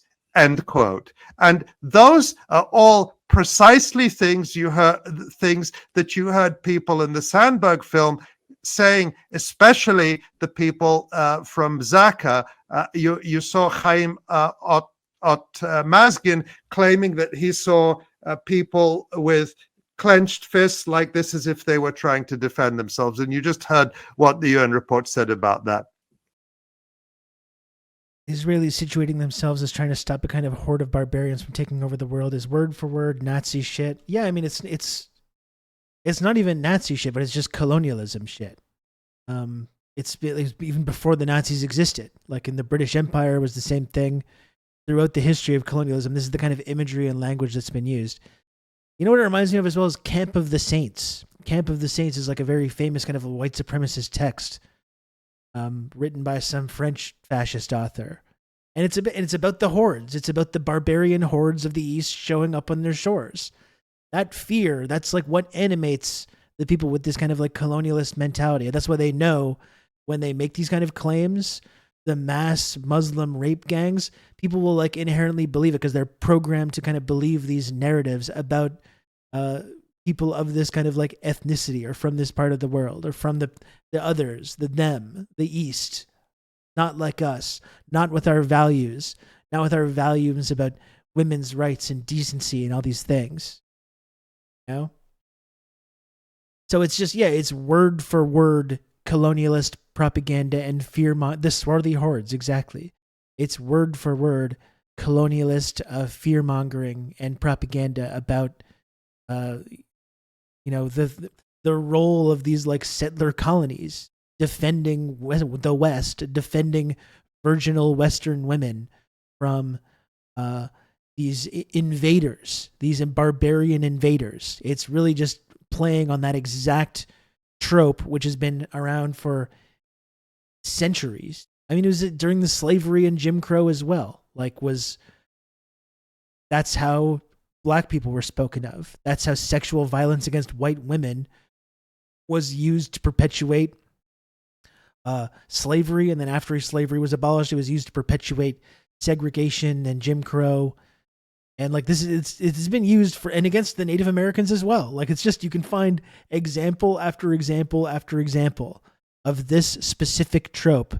Virginal white women and their integrity and their purity needs to be defended from these invaders, these hostile invaders. And we need to use whatever means necessary to protect them. Centuries, in numerous different contexts and cultures and societies, have been using this exact narrative, which is also worth keeping in mind when you hear this kind of story be told again. Like I've said before, it's like we can and should actually go into the details and debunk all this stuff, like what Electronic Intifada has been doing, but we can also just recognize as people who have basic pattern recognition when these strategies are being used and employed to create consent for very specific narratives, you know? Once you know the playbook, you just see the playbook being used and you're like, oh, this is bullshit, you know? You can just skip to the end. Skip to the end part. Now, I also want you to keep in mind those words, burn damage, because so many of the people in this film refer to bodies being burned and torn apart. And what is the most likely explanation for that? I'd suggest that the obvious explanation, one the film doesn't discuss at all, is Israel's massive and indiscriminate use of helicopter gunships and other powerful weapons that cause precisely the kind of injuries described by the people in the film and the UN report. Remember that the Israeli police have already admitted that Israel fired on people at the supernova rave using Apache helicopters, and of course, not just at the supernova rave. The dozens of Apaches were firing indiscriminately, and as we at the Electronic Intifada have reported many times, all based on Israeli sources, Israel applied the so-called Hannibal Directive on October 7th, a military doctrine that allows Israel to kill its own people rather than allowing them to be captured by an enemy. Right. So the UN has rejected the claims about objects being inserted into bodies, systematically, and the mutilation of genitals. But what are other people saying? Yeah, there are several examples of even generally pro-Israel media sources looking at the so-called evidence and concluding that these claims are simply not credible. So let's take a look, for example, at this March 5th article from NBC News about the UN report on alleged sexual violence on October 7th. And right there you can see that NBC itself looked at the materials Israel gave to the UN team and that supposedly show objects inserted into women's genitalia. And NBC says, quote, NBC News was also shown the photos, but could not independently confirm that nails or a knife had been inserted in the women's bodies based solely on the images, end quote. And even Israel's Haaretz newspaper is unable to swallow the claims in that April 18th article that is actually trying to support the contention that the mass rapes took place. Haaretz was apparently shown the same photos by Chaim Mazgin that we just saw Sheryl Sandberg looking at. Haaretz says, quote, Mazgin showed several of the photographs in his possession to Haaretz, including the one said to show nails having been inserted into the groin. The photograph was taken almost a week after the massacre and is definitely of poor quality. The possibility that what is depicted is indeed Nails seems reasonable, certainly in combination with his testimony, but it's impossible to determine this unequivocally." End quote. So Haaretz is clearly trying to put the best possible spin on this to support Otmazgin's claims, but even they are unwilling to endorse them. You said you wanted to take a closer look at some of these characters, including, of course, the Zaka volunteers. Who do you want to start with? Well, let's start with Chaim Otmazgin. And many viewers will already recognize that Otmazgin works for Zaka, the Jewish extremist group whose members have been marketed worldwide as first responders in order to give them more credibility. That's why they see them in those yellow vests. You're supposed to think that these are selfless, rescuers. In fact, what members of Zaka do is collect bodies and body parts from scenes of disasters or violence in order to bury them. Regular viewers will also know that Zaka and its members were responsible for some of the most notorious atrocity propaganda since October 7th, including the totally false and disproven claim about a pregnant woman having the fetus cut out of her. So they lied about that, but they're being totally honest about this other stuff. Together and burned. Like, this is what I mean. They're responsible. This group is responsible for some of the most outrageous claims that were made on that day, which have been debunked. This is not controversial. These claims have been debunked. So why would you ever take anyone from this organization seriously on this thing, on this story? Oh no, they lied about that atrocity propaganda, but this atrocity propaganda they're being completely honest about. Like, no, that's not how this shit works. If your role is as you claim to be this like first responder, and you get caught lying, deliberately lying to mislead people about what happened on one incident, then everything you say is suspect. Everything you say is afterwards a lie until proven true unequivocally, none of which has happened. Like, it's crazy that we still have to take any of this shit seriously.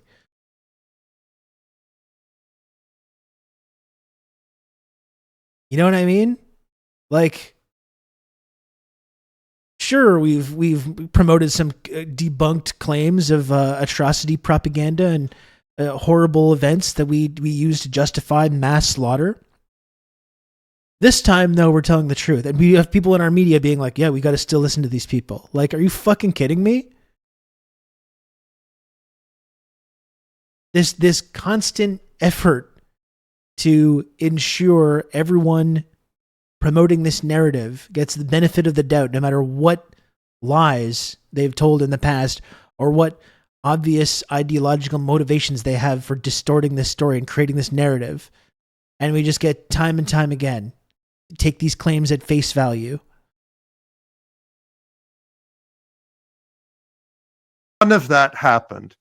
Now, the well-known lies of Zaka ought to be enough to discredit anyone from that organization, but it's particularly absurd for Otmazgin to be put forward as a champion of victims of sexual assault. Now, Zaka was founded by a Jewish extremist with a history of terrorist violence, a man called Yehuda Meshi Zahav. And here I want to thank our colleague David Sheen for allowing me to use some of his background research on Zaka and Otmazgin that he's done for a forthcoming article about October 7th atrocity propaganda. So during the 1980s, the founder of Zaka, Yehuda Meshi Zahav, led Keshet, a gang of ultra-Orthodox extremists that terrorized Jewish residents of Jerusalem to punish them for using electricity on the Sabbath, for displaying photographs of females, and for selling secular newspapers. Meshi Zahav later went on to found Zaka and ran it for 3 decades. In 2021, Israeli police opened an investigation into allegations that Meshi Zahav used his power, first as head of Keshet and then as the head of Zaka, to commit violent sex crimes against adults and children, male and female, for over 4 decades. Many of his victims this is a group we should take finally had the seriously. courage to come forward. Take a look at this article from Ynet, one of Israel's biggest news outlets, and this is from March 2021. You can see there that Meshi Zahav's horrific sex crimes against children were an open secret in the Haredi or ultra-Orthodox community, and many people were even calling him the Haredi Jeffrey Epstein. A few weeks after the police investigation into Meshi Zahav's sex crimes was opened, he attempted suicide, and in fact, he died a year later. And while all of his horrible crimes were being revealed and investigated, one of his chief public defenders was none other than his Zaka colleague, Chaim Ot Mazgin. Ot Mazgin even told Israeli Army Radio that Meshi Zahav was the victim of blackmail by his accusers, and that, quote, the last thing he is capable of doing is hurting others, end quote. So there you have it. Chaim Ot Mazgin from the discredited extremist group Zaka is one of Sheryl Sandberg's star witnesses in her film defending alleged victims of rape. But he himself is a staunch defender of a man credibly accused of raping dozens of children over a period spanning 4 You cannot decades. make this shit up. It's unbearable. You also said you wanted to talk more about Rami Davidian, the man we saw just a few minutes ago who claimed to see women tied to trees and various objects inserted into them. Yes. Interestingly, Rami Davidian has already told his story, or rather stories, since the versions seem to change constantly. And here he is, for example, featured on a website called Humans of Tel Aviv, giving his account of October 7th. He is identified not as a first responder like in the Sandberg film, but as a farmer from Moshav Patish, a Zionist colonial settlement a few miles east of the boundary with Gaza. In that account, Davidian claims that he helped rescue hundreds of people from the supernova rave, including one young woman in particular. And this is what he's quoted as saying. I got a location from Rotem, one of the girls who escaped the party, and she texted me that she was hiding behind a tree. I drove to her location, honking my car so she could hear me approaching her. When I got to her location, I saw she was surrounded by 5 terrorists. I didn't flinch and shouted at them in Arabic, Ahlan, my name is Abu Rami. I'm Muslim, and it's better that you give the girl to me and escape from here as fast as you can. He's such a because hero. The whole area is full of armed security forces. I wasn't afraid. It was pure instincts. Luckily, they thought I was a Bedouin, and because they were already on the run, they gave me the girl. And the whole bus stood up and ran clapped. off. End quote. I'm basically like a secret agent. Now, I found that Davidian has told this story, this version of the rescue. Luckily, I was there, and I used my bravery and ingenuity and heroism. But he also gave his account in a video posted on the YouTube channel. Give me a break of the with World this. Mizrahi Does anyone Organization believe in this? December. Really? It's a 5-minute video, but we're just going to watch a short Come clip on. where he tells the tale of his heroic rescue of that woman. Seriously now. קילצתי מספר בנות, הם אמרו לי שחברה שלהם תקועה תחת איזשהו ואדי באיזשהו מקום, ולא היה קליטה, היה קשה מאוד להגיע אליה, והיא בוכה, מתחננת שאני אציל אותה. ואז אמרתי, טוב, אני מתחיל לצפצף עם האוטו, ככל שאת שומעת שזה מתגבר, את מכוונת אותי כן, כן, כן, הצלחתי להגיע אליה. התחלתי לרוץ, ראיתי אותה עם 5 או 6 גברים. הסתכלתי צדדים, ראיתי נשקים. ואז הבנתי שהם מחבלים, ולא יודע אם הבאתי את הכוחות. מצאתי שטוצר של ממטרה, רק חקלאי יודע מה זה שטוצר. הצלחתי להשכיב אותם ברצפה, הכנסתי אותה לאוטו, ומבאתי אותה אליי הביתה, ועוד פעם חזרתי לשטח. זה נז, האישה הזו ניצלה. ניצלה. אני רוצה את הזכות הזאת. אני לא צריך את הזכות הזאת. Oh, don't call me a hero. לא עשיתי את זה. Don't call me a hero. I didn't do it. I didn't do it for the merit. I didn't do it for the accolades. Okay? Please. Are you fucking kidding me with this guy? Seriously. Oh, please. No. But don't call me a hero. Don't say I did it for the merit. I just thought I just acted. You know, I acted because I'm just such a heroic, selfless person. That's all.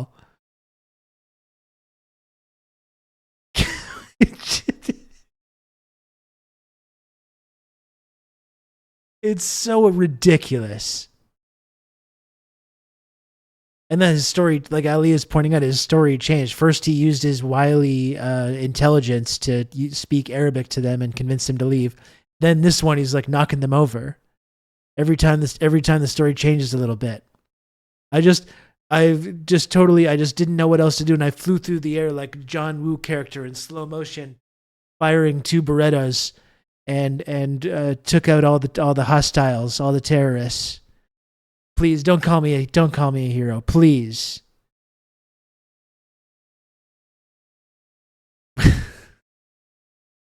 The fish just gets bigger and bigger each time he tells the story. I made the bullet curve in midair. I'm no hero, just someone who did something incredibly heroic. That's right. And then they sent dogs and bees and dogs with bees in their mouth, and when they bark, they shoot bees at you. It is stolen hero valor. It's giving that big little kid when they're losing a game. Actually, you didn't hit me with your ray gun because I have super ray gun blocking power. This is so absurd, this guy. Jesus. As you can see there, Rami Davidian is really good at turning on the waterworks in front of the camera. Yeah. But now I'm going to read the English subtitles again for those who are listening rather than watching. He says, "In one case, I rescued several girls. They told me their friend was stuck in a wadi in the middle of nowhere. There was no cell phone reception. These It was fucking very liars, difficult to man. reach her. And she cried, begging me to save her. Then I said, fine, I'll start honking with the car, and the louder it gets, you direct me. Yes, yes, yes. I managed to reach her. I started running. I saw her with 5 or 6 men. I looked to the sides. I saw weapons. Then I realized they were terrorists. I don't know where I got the strength from. I found a pipe of a sprinkler. Only a farmer knows what that is. I managed to knock them to the ground. I put her in the car, brought her to my house, and once again returned to the area. It's a miracle that this woman was saved. I don't want that merit. I don't ever want that merit. I didn't do it for the merit." End quote. So as you can see there, I'm sorry. What you immediately notice there is that these accounts I won't are say very hero. different. In Because the what's a first hero? one, he somehow scares off the 5 armed terrorists who've supposedly come to kill everyone in sight just by scolding them in Arabic. He doesn't say anything about fighting them off with a pipe. He just managed to either charm them or scare them or convince them by pretending to be a Muslim. He is in fact Jewish, but he says he pretended to be a Muslim. In the second story, he heroically knocks 5 armed terrorists, as he calls them, to the ground with nothing but a piece of pipe. I mean, what do you think? How credible is that? I mean, he's watched a lot of movies. Right. This is like a have to script laugh. from a superhero movie. Yeah. You have So to he's laugh. clearly It's not absurd. a very credible witness. And it's also notable that in the vast majority of his interviews that I saw, Davidian makes no claims whatsoever about seeing any signs of sexual violence. The earliest instance I could find of Davidian claiming to have seen anything related to sexual violence, John the Brooke, kind of that's things good. he describes to Sheryl Sandberg, date from early February. It's crazy how this guy, this main character of the day, this main character of October 7th, just was so many different things. He was driving around. He got involved in that little incident with either he used his intelligence and wits or his brute strength. Maybe he's just getting confused and that was 2 separate incidents when he was rescuing these women. Oh, separate incidents. And also he happened to just stumble upon this like almost ritualistic mass rape, horrifying moment. That he just kind of stumbled on that as well, in addition to all this stuff that he was seeing. This guy was really just all over the place on that day. And then, of course, after this like almost horrifying, almost ritualistic mass rape incident, which he just observed, I guess, then he respectfully entered the crime scene, covered up all the evidence of it, because no one should ever have to see that kind of stuff. So that's how selfless he is. This guy was really just all over the place that day. He was getting involved in all kinds of situations.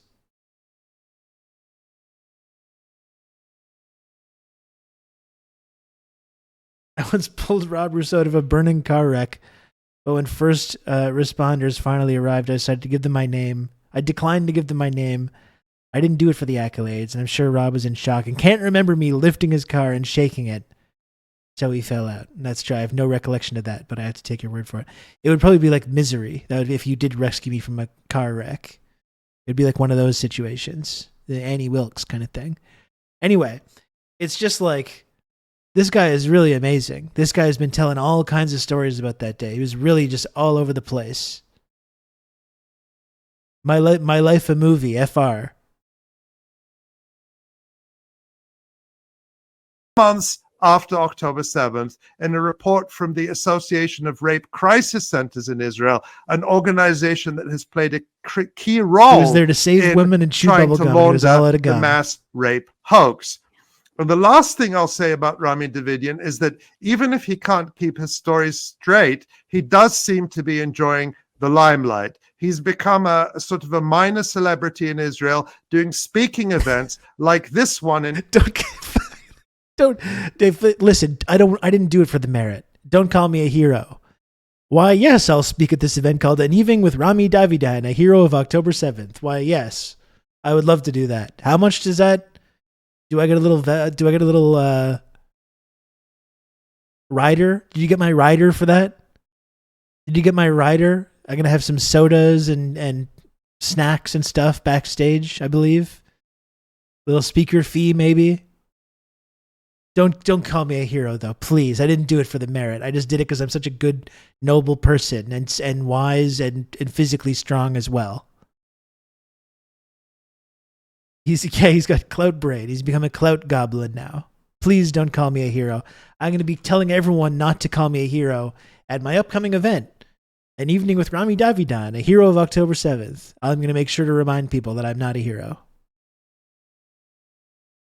Don't call me a hero, just give me cash. Or, if you want to call me a hero, I mean, I'm not going to stop you. I'm not going to stop you. I would prefer if you didn't, but if you do, yeah, I get it. I get why you would say that.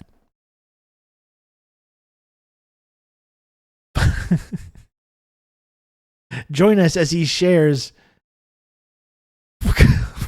Rami Davidian saved. I didn't even look at the writing here.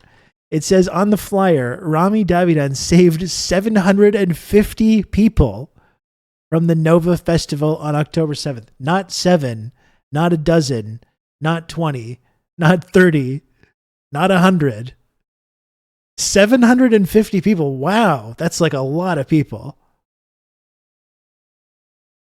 That is a lot of people. Join us as he shares his heroic story with our community. God damn. He's the LeBron of rescuing people. Why didn't he just stop the whole thing? That's a great question. He was so modest. It was actually 751. He's like, let's round it down. It sounds better this way. Fuck. And this is like the star witness in this film.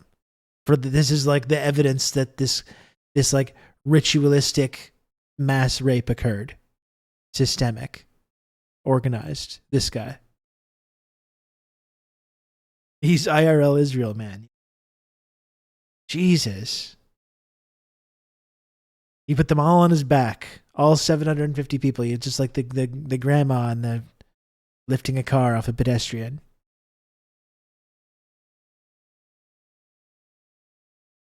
April, where it's just comical. I'm sorry to laugh about something so serious, but it's like you have to laugh. You can go and listen to him tell his tales of heroism, and he's even gone on a speaking tour of Italy recently.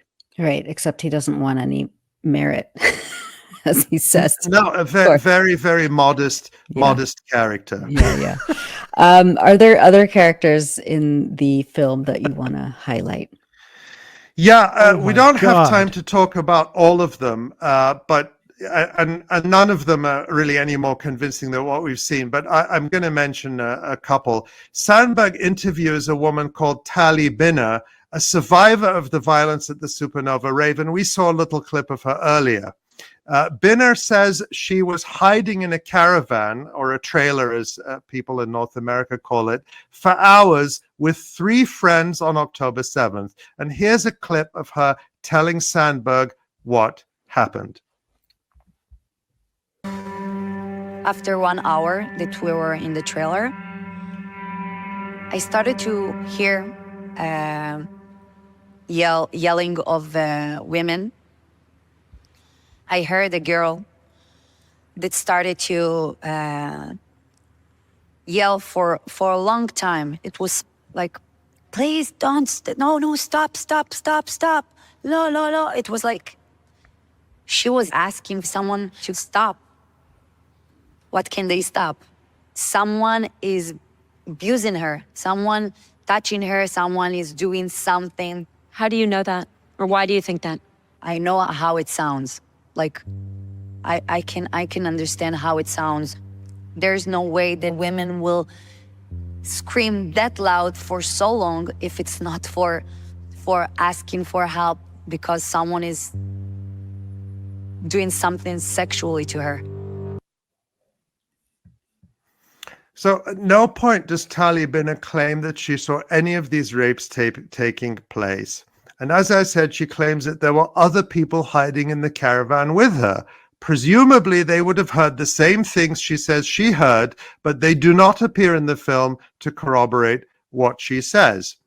And I did some research, and as far as I could find, this is the first time that Tali Binner claims to have been not so much an eyewitness, but an ear witness to rapes. But it is not her first time talking to the media.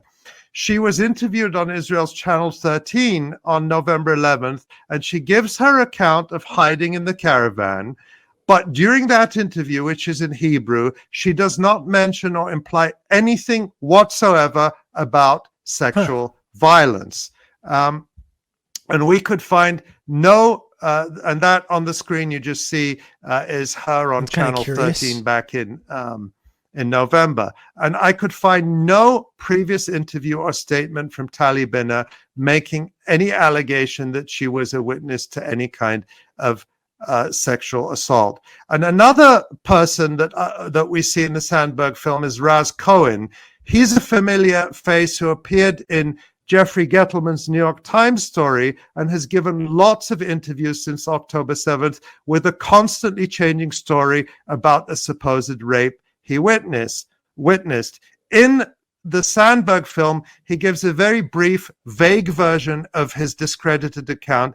And I think I'll simply say that people could go back and watch a segment on the Jeffrey Gettleman piece that we did on the live stream in January to get the full picture about Cohen and why he is not a credible witness. Yeah. Speaking of the discredited Jeffrey Gettleman piece in the New York Times from December, you said you wanted to talk more about that. How does this tie into the film, apart from it being very similarly titled? As we saw at the beginning of our discussion, Sheryl Sandberg was still praising Gettleman's piece in February at that event at Columbia University. She was holding it up as this amazing, exemplary piece of journalism. So you would think that many of the main examples of alleged rape that Gettleman wrote about would be highlighted in Sandberg's film. But many of the most lurid stories Gettleman and his Israeli co-authors wrote about are completely absent from the film. There is one, however, that is given a very short treatment in the film, and it's very telling how little attention it gets. Let's take a look at that clip. Who stepped forward, a young woman who hid in the bushes, and described that very close to her, a few yards from her, there was a group of Hamas terrorists who pulled by the hair another woman who was stripped from the waist down. הוא מושך לה בשיער, היה לה שיער ארוך, הוא מושך לה בשיער. היא לא לבושה. ובעצם אני מבינה שהוא אנס אותה, הוא בעצם משנע אותה. כאילו, ממש אני זוכרת את התנועה הזאת. ואז מעבירים אותה לעוד מישהו, והוא חותך לה את השד. הוא חותך לה את השד, הוא זורק את זה על הכביש, הם משחקים עם זה. Well, this is the breast being So cut that off woman thing. speaking in Hebrew with the blurred face is the one identified by Jeffrey Gettleman only by the first name Sapir. And for those who are listening, she describes hiding in a ditch and seeing Hamas fighters rape a woman, and then one of them cuts off her breast and tosses it on the road, and then they toss the breast around and play with it like a ball. This is a claim that has been repeated by countless media outlets over the last 6 months. The video of her speaking, and it's a longer video originally, was actually presented at a press conference by the Israeli police soon after October 7th. In the same video, Sapir claims that she saw the Hamas men beheading several women and dancing around with the detached heads. That is not mentioned in Sandberg's film because it totally discredits Sapir's account. As we pointed out in our January segment on the Gettleman piece, this could not have happened without leaving masses of physical evidence, including huge amounts of blood and DNA. And of course, where are the severed heads and the headless bodies? Gettleman was challenged about this after his original Screams Without Words article, which was published on December 28th. How could the Times have published such an extraordinary, outlandish claim without any corroboration whatsoever? The New York Times published a follow-up piece by Gettleman and his Israeli co-authors Anat Schwartz and Adam Seller on January 29th to try to repair the damage. And it contains this quite extraordinary claim. The police said they found Sapir's bag where she said she had been hiding and women's clothing near where she said the rapes occurred. And 3 severed heads were found farther away near the bodies of assailants in military fatigues, Israeli officials said without providing more detail. End quote. And I mean, that's stunning. As far as I know, of course, none of that was mentioned in the first article, which Jeffrey Gettleman claims they spent months on and interviewed 150 people. It never occurred to them to ask the Israeli police, well, do you have any evidence? But conveniently, the Israeli police said for his follow-up article after he was criticized, oh yeah, by the way, we did find the heads. But as far as I know, Jeffrey Gettleman and the New York Times are the only outlets to ever claim that the Israeli police found 3 severed heads. That has never been reported in Israeli media as far as I've been able to find. And you can imagine that this would be a huge story. You would have seen it in multiple outlets, not just in Israel, but all over the world. Gettleman just dropped it in passing. He doesn't say if he asked the police if they have crime scene photos of these heads or women's clothes or of the alleged assailants that were found dead. There's been no claim that there is any DNA evidence. It's just a passing sentence in Gettleman's second article, and there has been no follow-up by the New York Times.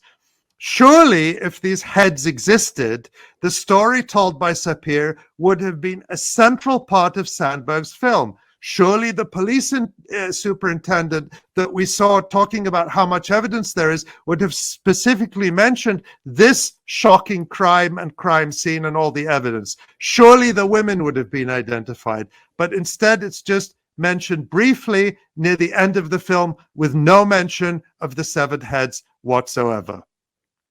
I'll also mention that Gettleman claimed that there was a second eyewitness to what Sapir said she saw, a man named Ura Carroll. But as we showed in our segment on the New York Times piece back in January, Carroll had previously told Israeli media that he did not see any of this taking place, but only that Sapir had told him about it. And he does not make an appearance in the Sandberg film either. So the story of the dancing Hamas men with the severed heads has just disappeared. I mean, I just keep remembering Gettleman when he was being interviewed by Sheryl Sandberg at Columbia University all those months ago, saying that as a journalist, it's not his job to provide evidence. He just relays information that he's given. Extraordinary. What are some of the I stories just that were pass in the on Gettleman claims piece from in the the New York Times? Israeli that do security not forces with appear zero in the Sandberg film? Right. investigation. The first one, of course, is the case of The Gal exact same way the New York Abdush, an Times deals Israeli with woman police who was reports. killed on October 7th. Gettleman made her the poster child victim of the alleged mass rape, but that story totally fell apart when Gal Abdush's family repudiated it. As Mondo Ice reported within days of the publication of the original story, members of Gal Abdush's family said they'd never been shown any evidence that Abdush was raped, that the known facts about her final moments made it impossible, and that the New York Times had manipulated and deceived the family. Another major alleged case Gettleman and his co-authors highlighted was that of two teenage girls who were supposedly found murdered and raped in Kibbutz Be'eri, and that there was semen on one of their bodies. That story was already debunked at the time we talked about the New Whatever York you're Times into, Sean. article on this live stream again at the beginning of January. But since then, it has been comprehensively disproven by other publications as well, including The Intercept and even the New York Times itself. It simply never happened. And there you see a headline from March 4th in The Intercept. Kibbutz Be'eri rejects story in New York Times October 7th expose. They were not sexually abused. It's not true, said the kibbutz spokesperson of one of the stories featured in the paper's controversial article. And again, that's referring to the story of these two teenage girls in Kibbutz Be'eri. And you can also see right here, we'll show the New York Times itself reporting on March 25th that, quote, new video has surfaced that undercuts the account of an Israeli military paramedic who said two teenagers killed in the Hamas-led terrorist attack on October 7th were sexually assaulted. And then a bit further down in the same article, the Times says, quote, Nili Bar Sinai, a member of a group from the kibbutz that looked into the claims of sexual assault at the house, said, this story is false. Reached by the Times, the medic declined to say whether he still stood by the account, saying he would like to put the attacks behind him. End quote. I bet he would like to put that behind him. Well, Sean, like you're saying, I really do resent the way Zionists will use literally anything. These are real crimes that do happen, and it is awful. Just like real anti-Semitism is awful. Stop reducing everything to nothing. You nihilistic monsters. And this is what I was kind of saying before. They play on people's fundamental decency and empathy. You know? Of course, anti-Semitism is abhorrent. Of course, sexual abuse is abhorrent. So then they create and craft these narratives that lean on these things to like beat people into submission, to make it so they either don't challenge it or just say nothing at all. Because they play on this fundamental decency that people have. Like that's what derailed the whole Corbyn movement, you know? Because people are just like, oh shit, I'm being accused of anti-Semitism. I'm not an anti-Semite. I have to like respond to this. I got to apologize. I got to change what I was doing. I got to take all these steps to appease people and make sure they understand that I'm not. And it's just like, then that's the whole movement. Then the whole movement's dead, you know?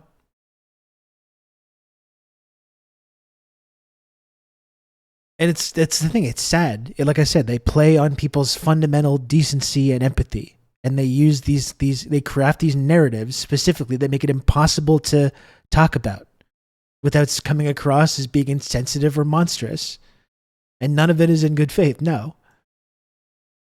And this is it. It's like, I think this is, for me, I think for a lot of people in this community have just turned a corner over the last 7 months that it's just like, I don't care anymore. You can say what you want. Say what you want. We know what our values are. We know what we stand for. And we're not going to let these like murderous sociopaths manipulate us using these kind of really underhanded tactics. And one thing I've noticed as well is that like when you just stop playing this game, it's like you take away their power like that. This power that they hold over you. Like I was saying with the Corbyn people that were like hemming and hawing and apologizing and saying, "Oh, we want to support socialism, but we don't want to do this." And they gave this specific like ideological group a power over them. And you can just take that power away. You can just take it away when you say, "I don't care.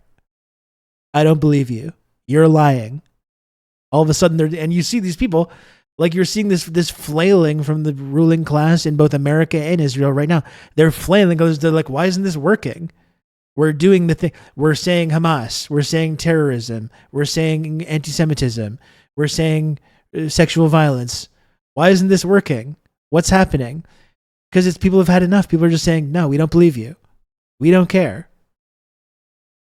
You know? And that's why they're just flailing now. Because they're fucking panicking. Because this shit isn't connecting with people anymore. That's what I mean. It takes away their power. It takes away this power to manipulate the discourse and manipulate you and manipulate your mind. When you just stop playing this game and pretending that any of this is being made in good faith. Exactly like how therapy speak has been leveraged to change the balance of power in a story. Totally. And when they stop hearing your words, you begin using your boots like we see at college campuses. Yeah, definitely. But I do think it's really powerful. It's like a powerful revolutionary act to stop playing these like games and recognizing that all of these claims about anti-Semitism and everything, all of these claims are being weaponized. None of it is in good faith. It's based on lies and innuendos and trying to scare you into silence, trying to scare you because you're going to lose your job or your career opportunities. And you have the power to take that away and to just completely like neuter their ability to manipulate you. And you can see how angry and upset they get as soon as you stop taking these claims at face value and stop allowing them to manipulate you like this. And once again, in case anyone's watching this, getting mad about it, when I say they, I'm talking about supporters of Israel, many of whom are not Jewish. In fact, the majority of whom are not Jewish. Identical to leaving an abusive relationship. Yeah, absolutely. Absolutely. But strangely, or perhaps not so strangely, the New York Times is still refusing to retract the Gettleman piece. But their pretense that everything is okay is not making the scandal go away.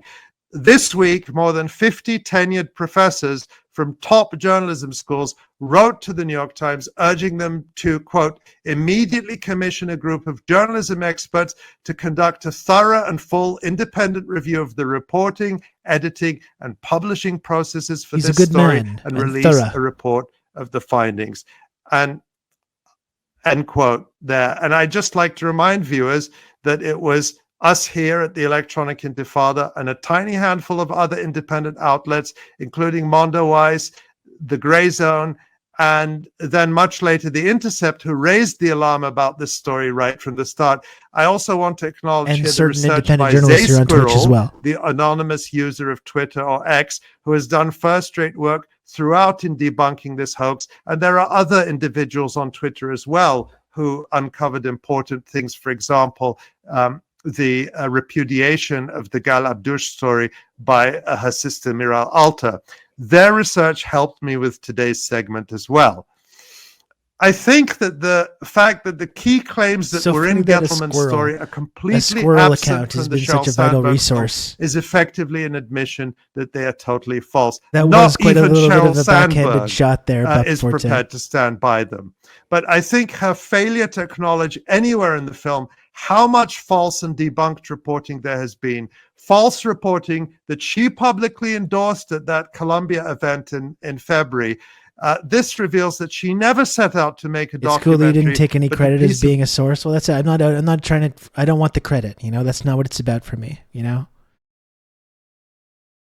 that's not why I do this stuff. atrocity propaganda, and that's what her film is. We can tell a lot about her agenda by what's in the film, but also what's not in it. And the fact that Sandberg and other proponents of the mass rape hoax never address these debunked stories reveals their basic, glaring dishonesty. Well, finally, Ali, as you said, we and others have debunked this mass rape story time and time again, and yet they keep coming back with it. Why do you think that is? I mean, I'll go back to what we've said all along. Claims that Black and brown men, colonized men, are sexual savages who rape white women and settler women is as old as colonialism. Yes. And this excuse has been used, or this lie has been used for centuries to justify the dehumanization, murder, and genocide of enslaved people, of colonized people, of indigenous people around the world. And it's that same narrative being recycled for Marty. The chat is actually being very respectful and just generously and respectfully waiting until we finish this segment so it's not being interrupted by subs and gifts and all that kind of stuff. So shout out to chat for doing the right thing here. A 21st century genocide. That is what's going on here. And it's simply a desperate effort to distract from the genocide, to distract from the student uprising, the student intifada that's going on all over the country. And I think Israel considers it to be the best, or they think their strongest card to play with more left-leaning, progressive, and liberal opinion in the West, where support for Israel is just crashing. But what it amounts to is vile, genocidal, atrocity propaganda, which is being used to justify mass murder of mostly the vast majority of the people being murdered in Gaza by Israel and the United States and Germany and their other allies are women and children. Men are being murdered, of course, and men are no more deserving of this fate. I'm not implying that, but the vast majority of victims are women and children. The people that Sheryl Sandberg and Hillary Clinton and other promoters of this vile propaganda claim to care about so much. Yeah. Well, thank you for that. I Was know overthrowing that Libya took a long good for time women's and rights? a lot of exhaustive research. Having to watch that film several times. I mean, these are the sacrifices that Absolutely, we PM make Trio. at the Electronic Intifada. Thank Red you Army so much, and the Ali, Women of for that Berlin, work. that kind of Thank stuff. you. And I just want to Certainly no members of the United States military ever committed sexual assault, obviously. Because yeah, I threw a lot of media at her over the last, I don't know how long it's been, I bet close to an hour. And she just did a tremendous job supporting me in doing this, as did Asa, and of course you and all our colleagues, David Sheen and others as well. So Seriously, thank you man. all. Yeah, just keep going to that well. absolutely. Thank you. Thanks for watching this video. I mean, that's the whole thing about Hillary and Libya as well. Like, not only was overthrowing Libya horrible for women's rights as well, but the exact same narrative was used to justify the NATO intervention in Libya. The exact same thing about rape being used as a weapon of war. Gaddafi giving Libyan soldiers Viagra and stuff so they can go out and rape women. Literally the exact same fucking thing. And like, not only was that a completely fraudulent propaganda as well, but it led to this post-Gaddafi failed state where women's rights have been devastated.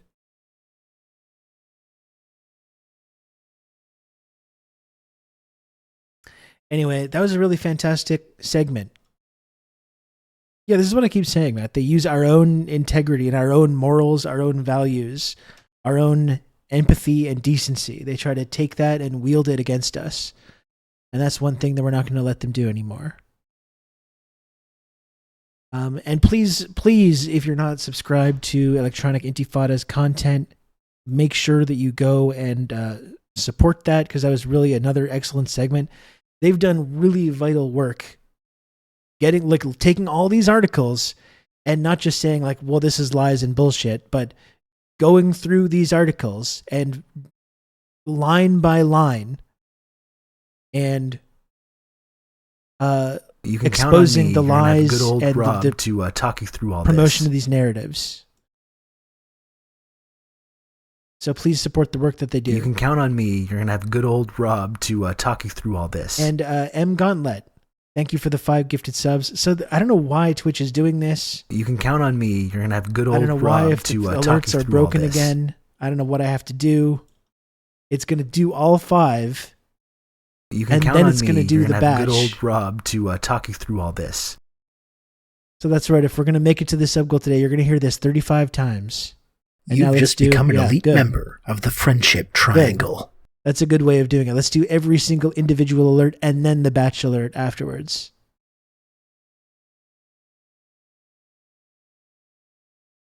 Anyway, thanks again, M. Gauntlet, for the 5 gifted subs. And folks, if you can, please do support the work that I do here on Twitch.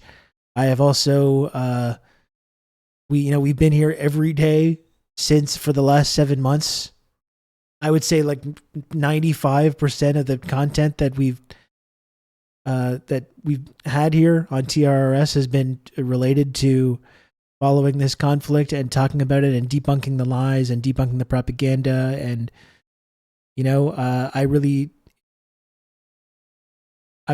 feel like it's a real privilege for me that I get to have the opportunity to do that. It's certainly been a value. You can count on me. You're going to have good old Rob It's to been talk valuable you for through all me. this. I hope it's been valuable for you as well. Thank you, Anon, for the gifted sub. But if you can help me support the work that I do on here, twitch.tv/Rob Rousseau, 25 subs away from the goal. If you can, please do support this show by subscribing or gifting subs. If you do have an Amazon Prime account, if you're a lurker or a non-subbed member, or if you just got brought here by the algorithm or whatever and you're just tuning in for the first time, if you have Amazon Prime, you can subscribe totally free of charge by converting your Amazon Prime account into a Twitch Prime sub. That's very helpful. You can gift batch subscriptions. You can instantly rocket right up to the very tippy top of the Friendship Triangle system. You can count on me. You're going to have Twitch's good only old Rob two-dimensional to triangle-shaped talk you through all friendship this. access and trickle-down clout tiered reward system. You can join the base level. You can move up You into can the count on chaos me. zone. You're going to have good old Or Rob to you can go talk all you the way through to all the this. elite tier, like Anon, whoever the beautiful Anon gifter. You can count on me. You're going to have good old Rob to talk you through all this. Thank you, Anon, for the 5 gifted subs as well. For me, it's just such a relief You to can talk count about on these me. issues in a You're gonna have space where good I will old not be Rob gaslit. to, Yeah, I talk you agree, and through it's all been helpful this. for me as well. It has been helpful for me as well. You can count on It's me. helped me You're feel gonna have less good old insane Rob for the to last talk you 7 through all months. this.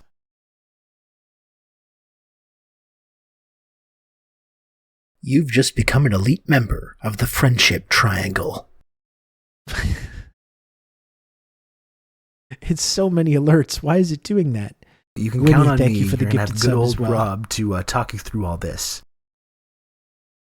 Thank you, Gwynny. That's very kind of you. You can count on me. You're gonna have good old Rob to talk you through all this. Would be a damn shame if someone broke the streak of streams without the 20 sub alert. And it would be funny because then we would get 20 individual alerts followed by the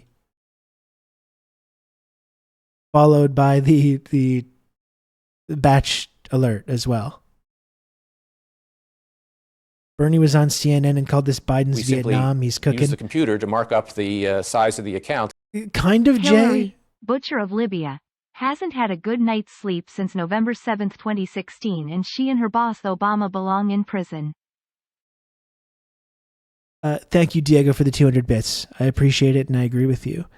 And yeah, kind of, Jay. I also saw later in that interview, though, he's talking about these protests, and he was saying, like, well, Biden was right that we can't have violent protests, and of course we can't tolerate anti-Semitism and that kind of stuff, but that's still a kind of middling position here. He's still taking this stance of, like, cooking with that one specific comment, yeah.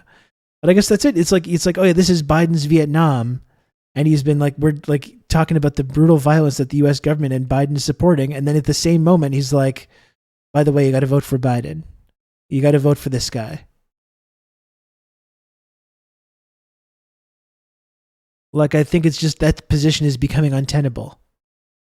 If you're going to criticize U.S. government policy in Gaza or refer to it as a genocide, which you should, and then say, like, by the way, you got to vote for the guy that's doing the genocide.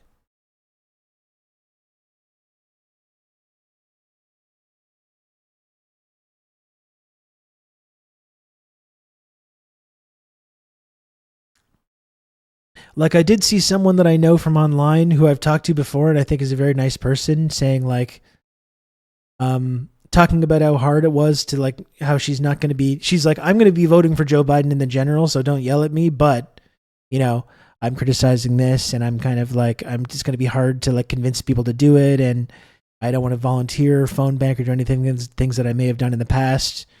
And a lot of people got really mad because it's like, well, because she's saying still, like, yeah, I am going to vote for Biden in the general. And, like, I felt a little bit bad because this is a nice person who I've talked to before and I think is a really good person, and was being really attacked for just taking this basic stance of, like, I'm going to support Biden in the general. But I do also think that, like, if that's your if that's your feeling, though, it's like, yeah, I think it's probably better at this point just to keep it to yourself generally. Like, not just because people are going to like yell at you, but it's like, I don't know. It's like the people that you're meant to sort of convince by that are not hearing it. And for a lot of people that are plugged into this, it just seems like you're not taking the violence seriously. You're not taking the genocide part seriously.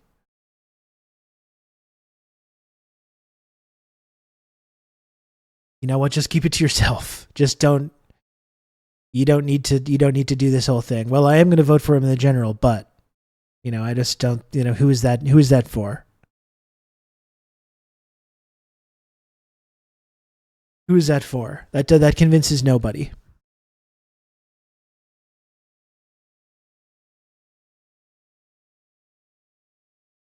The protest live right now at Chicago. U of Chicago has wild aerials. I can take a look at that. That's happening right now.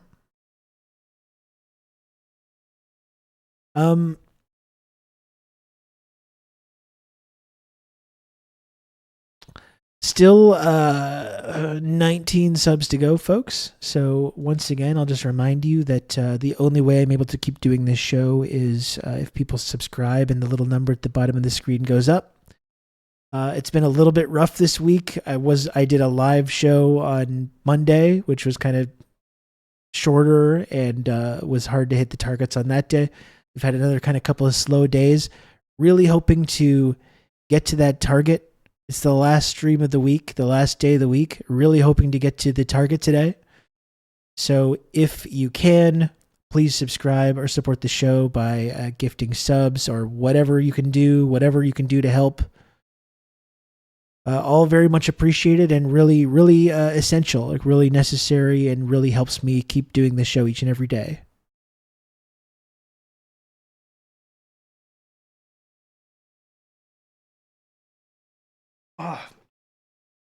And I'm getting sleepy. I'm getting the 3 p.m. sleepies. I am sticking around for another 40 minutes or so. You can count on me. You're going to have good old Rob to talk you through all this.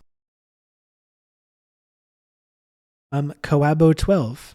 Thank you for the gifted sub as well. Rob to very talk cool. you Thank through you. all this. Really don't know why it's getting so many alerts. Are you excited for Pizza Hut? Kinda. I would probably order something else if it was up to me tonight, but on Fridays I eat Pizza Hut, I guess. I don't know.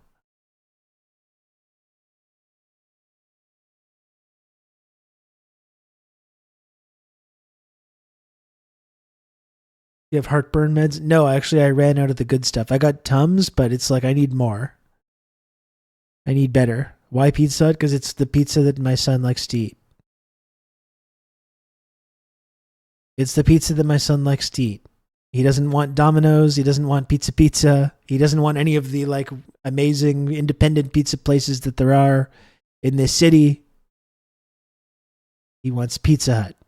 He wants a pepperoni pizza from Pizza Hut. So that's what he gets.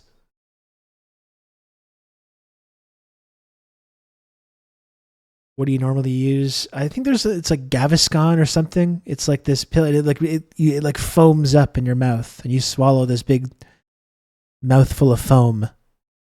That's quite nice. I saw him. I put a good pizza in the Pizza Hut box and see what happens. He would know for sure. He would know for sure. There's not a doubt in my mind.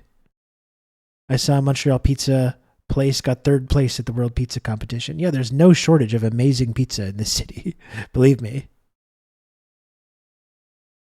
There's no shortage.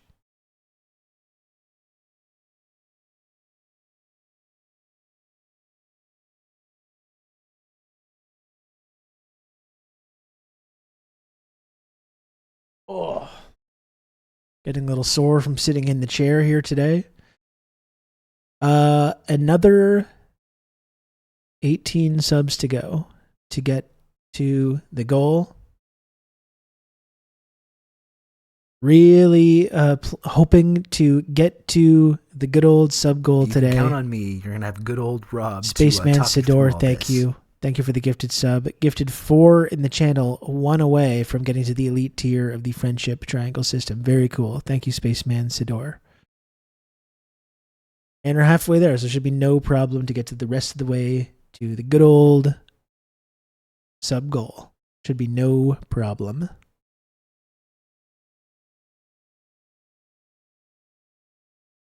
Happy Friday Pizza Night. My dad always used to do that too. Good old Rob to talk you through all this. Kill Panic, thanks for paying it forward with the gifted sub as well. I appreciate that. No pizza for my son if you don't get to 35. Exactly. Do you want to take...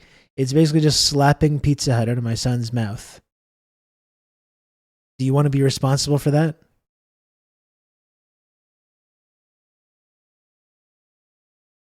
Just got to think of a good movie, because I do like introducing him to new movies on Friday when we have our pizza.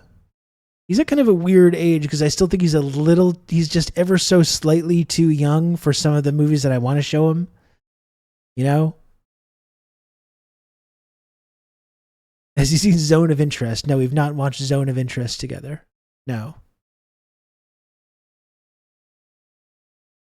Y'all gonna watch Heat? Heat is so good, dude. We did watch The Matrix a couple weeks ago, and that was fun. And it was cool because he was really kind of complaining about it, because he doesn't like me to choose things, you know? He doesn't like me to choose the movie. He wants to choose the movie.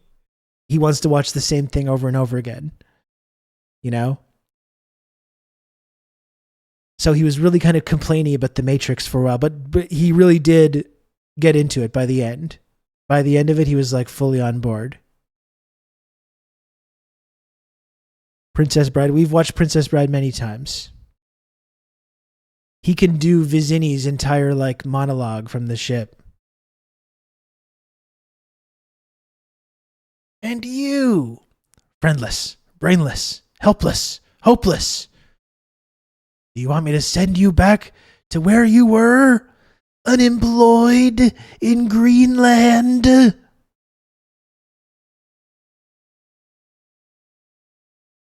You done Ghibli movies with him? He's seen a couple of those, and we did see the Boy and the Heron in the theater. That was cool. He likes Tim Burton. We haven't watched Edward Scissorhands though.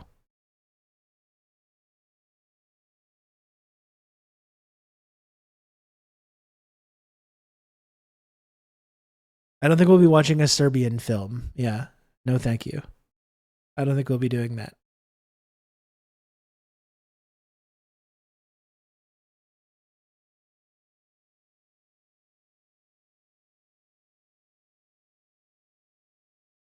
Howl's Moving Castle or Spirited Away? I believe he's seen Spirited Away. He loves the Iron Giant. He really loves the Iron Giant. I really want to watch Predator with him. I think he's probably old enough, but I'm trying to be like respectful. Wait another year on that one, maybe. And Aliens, of course. But I think I need about another year. I think it's fine, personally. Show him Die Hard. I'll probably show him Die Hard around Christmas time.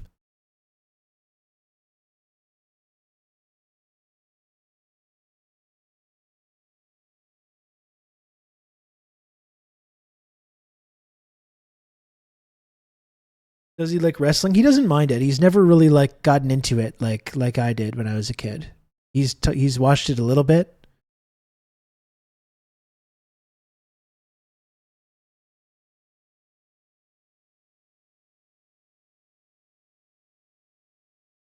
School of Rock is a pretty good suggestion. That's a good movie.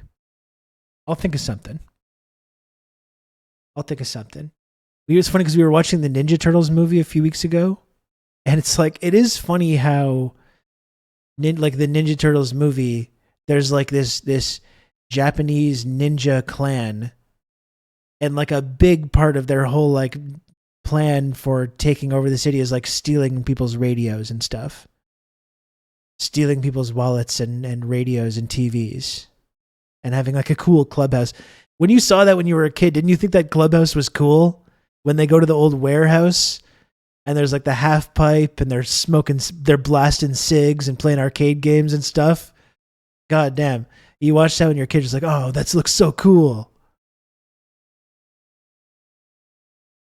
The Foot Clan do know how to party. Absolutely.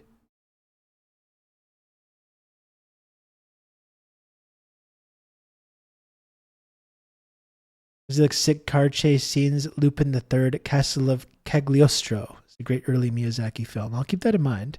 That might be a tough sell. Oh, I had wanted to show him Stand By Me as well, Barbara. That's a good idea also.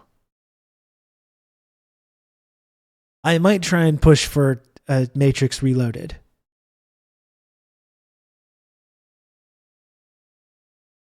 Yeah, he's seen Ghostbusters. He's seen both the Ghostbusters films. I might push for Matrix Reloaded.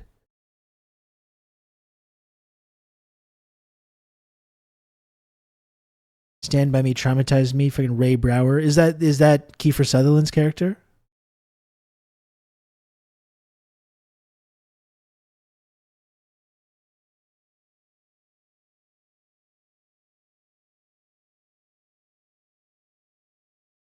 What's the best older movie appropriate for a 5-year-old, do you think? I think Princess Bride is a good candidate.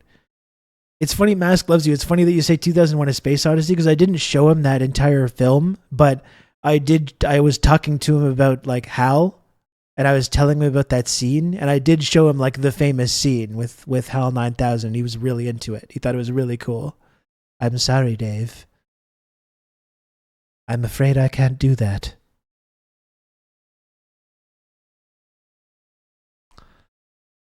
What are you talking about, Hal? I think you know perfectly well what I'm talking about. That's so cool.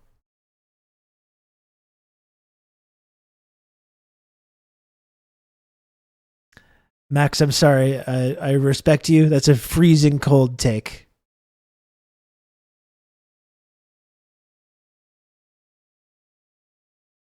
I don't think Ghostbusters is too scary, Old Dutch. I saw, like, that was the movie that I saw when I was probably 5 years old that just, like, completely rewired my brain. Like, I was obsessed with it from around that exact time. Sandlot is really good as well. We have seen that as well.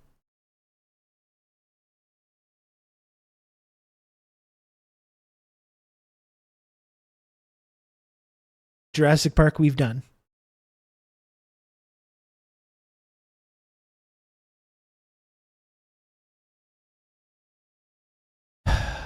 Anyway, folks, a mere 16 subs away from the goal. A mere 16 little bitty subs away from the goal. Very cool. If there's anyone else that could find it within themselves, find the generosity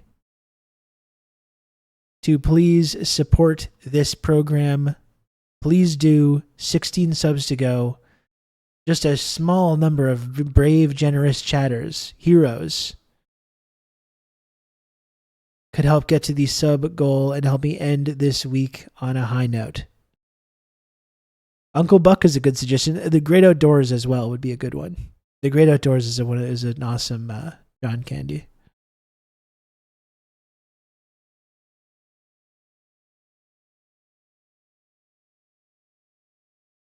Speaking of John Candy, I don't know if people saw this, there was like a clip that went viral on Twitter the other day of Steve Martin talking about John Candy for this like new documentary and talking about making planes, trains, and automobiles.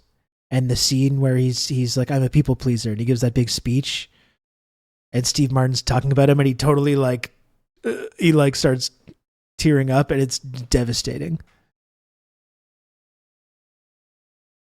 It's just devastating.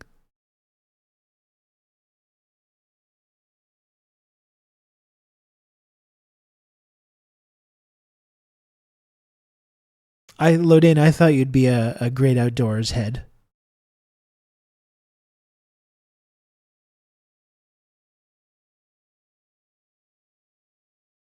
I thought so.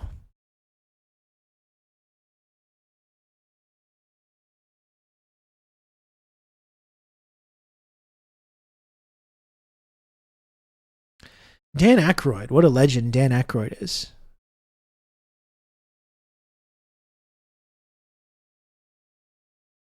He had such chaotic energy in that movie. He's seen Back to the Future. Yeah.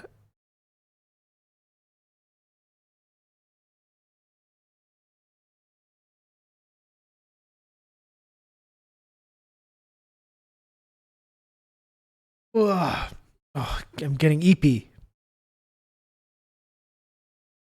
I don't think we have discussed Harry and the Hendersons. I think that's one that I definitely saw when I was a kid, but didn't see like repeatedly over and over like a lot of those movies that you see when you're a kid.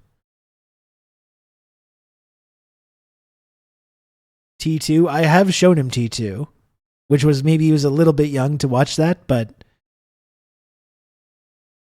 he did like it, especially the end part when the T-1000 falls into the molten steel. There's a part that really scared him though, which is when Sarah Connor has that like nightmare and sees the like sees the bomb go off, sees the nuke go off over LA and like catches on fire and stuff. That was one of those parts I was watching with him going like, nah, it's pretty disturbing. And every time I try to get him to rewatch that with me, he's just like, no. Oh, it was my favorite movie in 3rd and 4th grade as well, Matt. Fallout is so good. I really enjoyed that. Yeah, Ferris Bueller's good too. Yeah.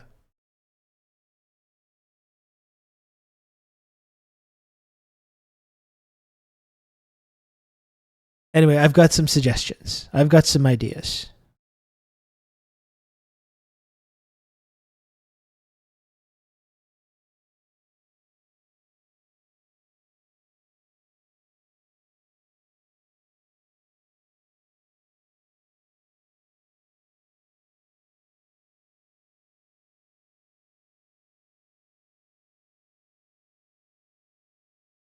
How's The Mummy aged? I don't even know if I've ever seen The Mummy.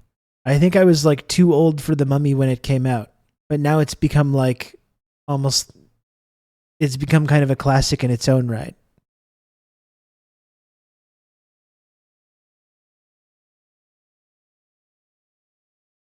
We have watched Monster Squad as well.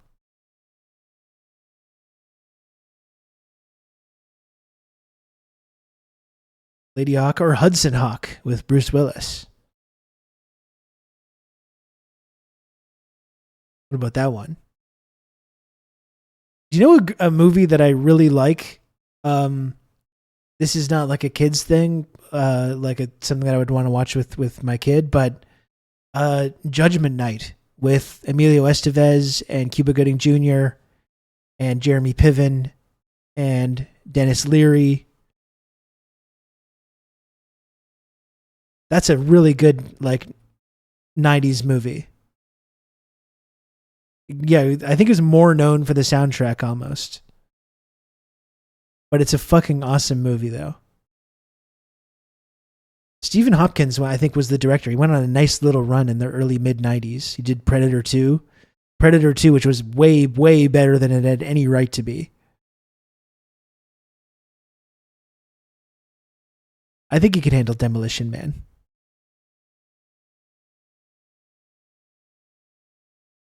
Marty, maybe, here's what I'll say. Maybe closer to Halloween, we'll do Ernest Scared Stupid.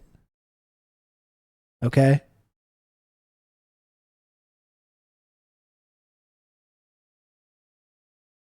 Yeah, Diego, there's a nice switch. Like James Cameron is really good at that stuff. There's a really cool if you knew nothing about T2 going into it, up until the point in the mall when they finally encounter one another, like 45 minutes into the movie, you think the cop is like the good guy. You think the T-1000 is the good guy, and then all of a sudden it's like, whoa, what the fuck?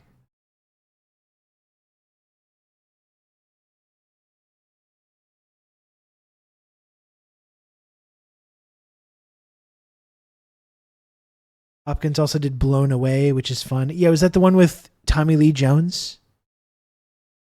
Was that Tommy Lee Jones doing an Irish accent? Life lesson, the cop is not the good guy. I mean, fucking James Cameron made the biggest action movie in the world and had an LAPD cop be the main bad guy and has a whole scene where the biggest action movie star in the world lays to waste like an entire battalion of like LAPD SWAT guys. James Cameron is just cool as hell.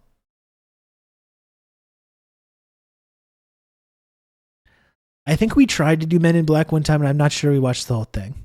I think I tried for it, but it didn't work out.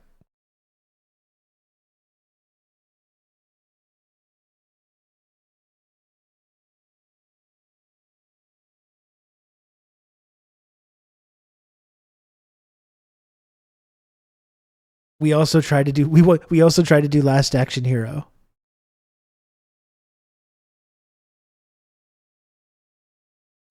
It's funny you say Annie Hall because he's obsessed with like ripoffs. Like he's really has been thinking about this for like a while. This has been the thing he's been fixated on the most for the last like 3 months probably. And so like he's like he wants to look at the scenes from A Bug's Life and Ants. And Ants is the one that stars Woody Allen. So then he was asking me about Woody Allen. And I'm like, I don't know. He's like, what other movies has he made? And I'm like, I don't know if you want to talk about Woody Allen. I don't know if that's the guy you should be getting into. Let's move on from this. I don't think we should be talking about this guy.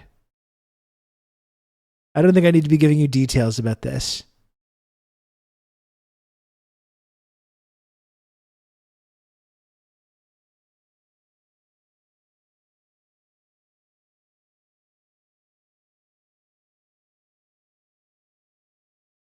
Iman always does a big deal about copyright infringement. It's weird. I think it's a YouTube thing. There's a lot of YouTube content about that. Like that's why he's obsessed with like Street Sharks. My kid loves Street Sharks because he watched a video about Ninja Turtles ripoffs. Oh, folks, do you want to see? I drew a Street Shark. Do you want to see? I'm trying to get better at drawing. And like he has this drawing tablet now, which I've been like messing around with because like I want to try to use it. And I also want to teach him how to do it.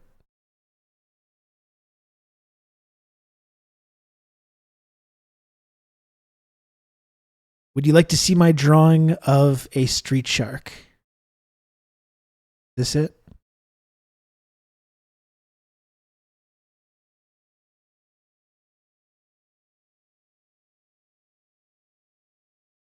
Okay, you ready?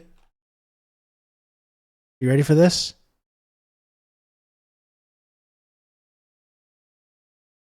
I drew that. I drew that street shark.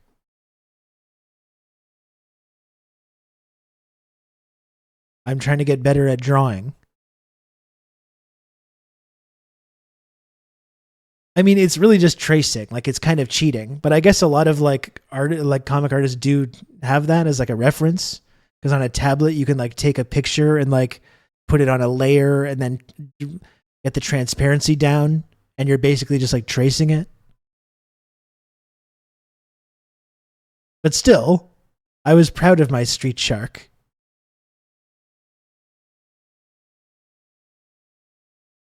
I was proud of my street shark, Sean, and you can't take that away from me. You do a better street shark then, okay?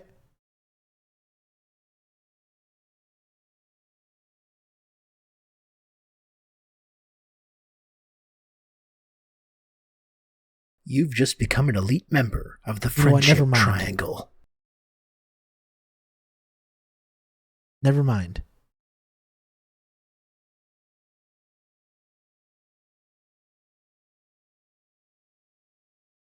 No, never mind. Don't worry about it. Whatever. Mask loves you. Thank you for 5 gifted subs. That's very kind of you. No, Sean, it's too late for that, I'm afraid. It's too late for that. I was going to show you more of my drawings, and now I'm not going to. You got to get him Street Shark action figures. I'm sure he would really like that.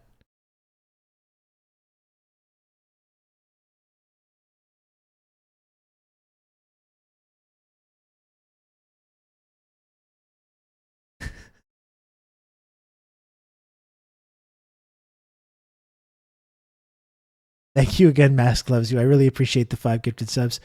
Only 11 subs to go, chat. Only 11 little subs to go. Can you believe that? I know. It's barely any. It's barely any, but there really is only 11 little subs to get to the goal. And oh boy, howdy, would I ever really appreciate being able to get to the old sub goal.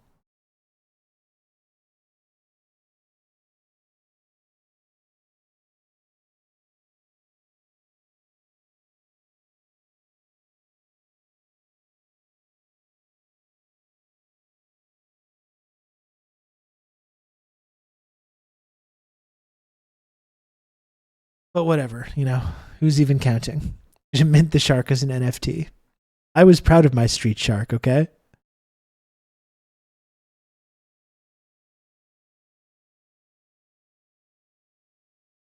I'm not going to let anyone take that away from me.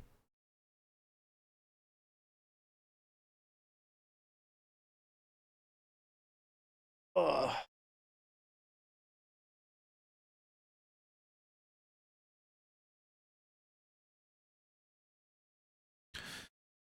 This has been a good stream, folks. I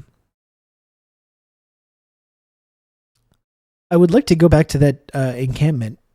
Maybe next week I could go back. Like I said, it's hard with the data and the battery as well. To do streaming live like that, but I would like to be able to go back.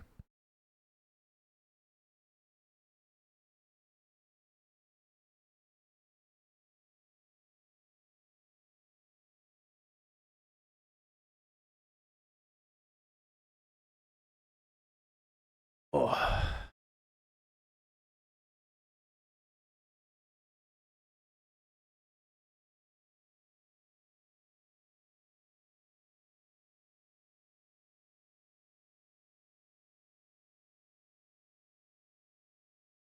I'd totally throw down if brown shirts rolled. Yeah. You can count on me. You're going to have good old Rob to talk you through all this.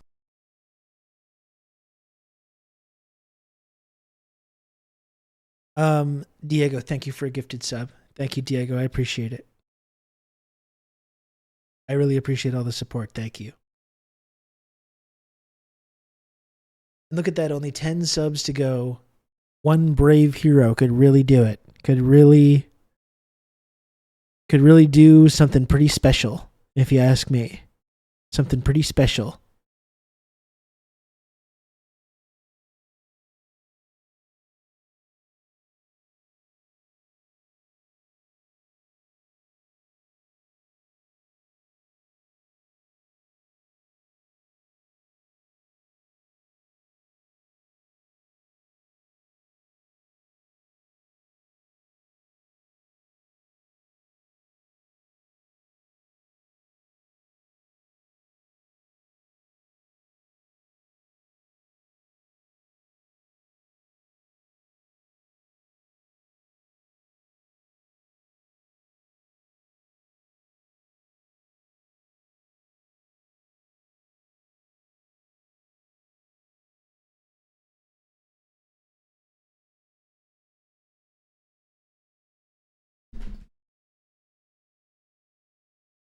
Let's do a little stretch in there.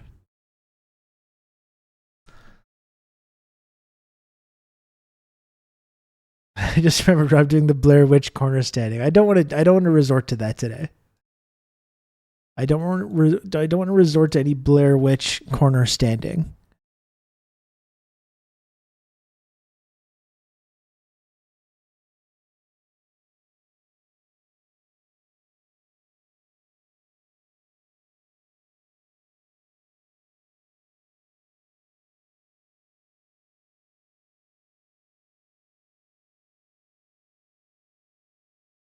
Not on pizza day.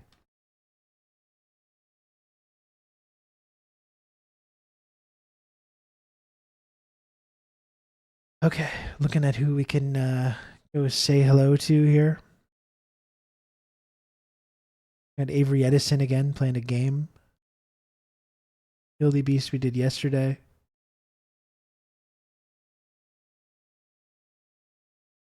We did Adrienne, we did David.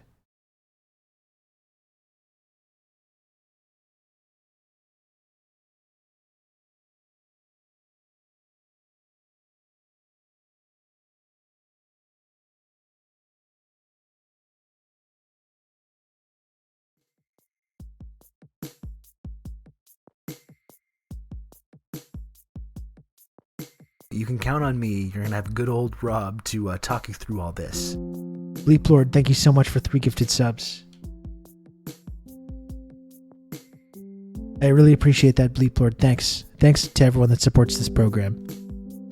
It really means a lot, honestly, that I get to do this show.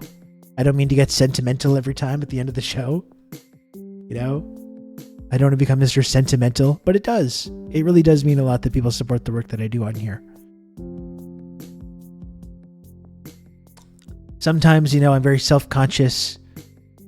I got to make the little number go up, and then I feel like it seems like ungrateful, or that I like, you know, feels greedy or whatever it is. I always like try to remind people, you know, the daily grind of doing a show on Twitch means making the number go up.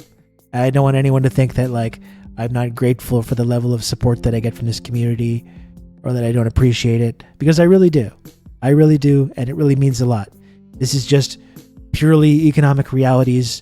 It's like my main job, basically, to do this show for 3-4 hours a day, every day. And in order for that to be sustainable, I gotta make the number go up. That's just the reality. But I hope you understand, folks, that I do very sincerely appreciate, you know, every single person that tunes in and hangs out and watches this show and supports the work that I do. It's really, really cool.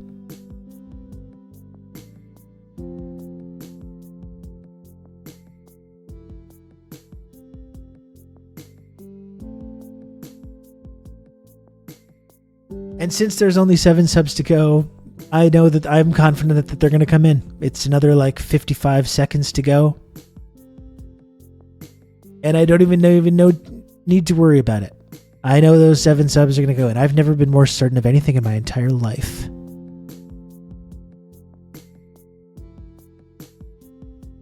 going to go out on a limb and argue that the Twitch Corporation is the greedy part in this equation. Yes. If I was actually like keeping 100% of the subs that I move on a daily basis, you've just become an elite member. My entire of life the friendship would be triangle affected by this. Risk Inverse, thank you so much for the 5 gifted subs. You can I really count on appreciate me the support, and have Risk good old Inverse. Rob Thank you. To talk you through all this. A dickbag burned a Quran and stomped a Palestinian flag in Malmo. Response: song, dance, and You've just become anti-racist an elite member rhetoric. of the friendship triangle. Which is funny because I thought Malmo was this like no-go zone that's just dominated by these like Muslim terrorist radicals. Anon, thank you for the gifted sub as well. I appreciate that so much, Anon. And thank you, Barbara, as well for 5 gifted subs. Thank you, Barbara, for the 5 gifted subs. I really, really appreciate that. Thank you so much, folks. Unbelievable. Just the absolute best community on this whole platform. I really, really appreciate each and every one of you. Thank you. Give my regards to Avery. See you soon.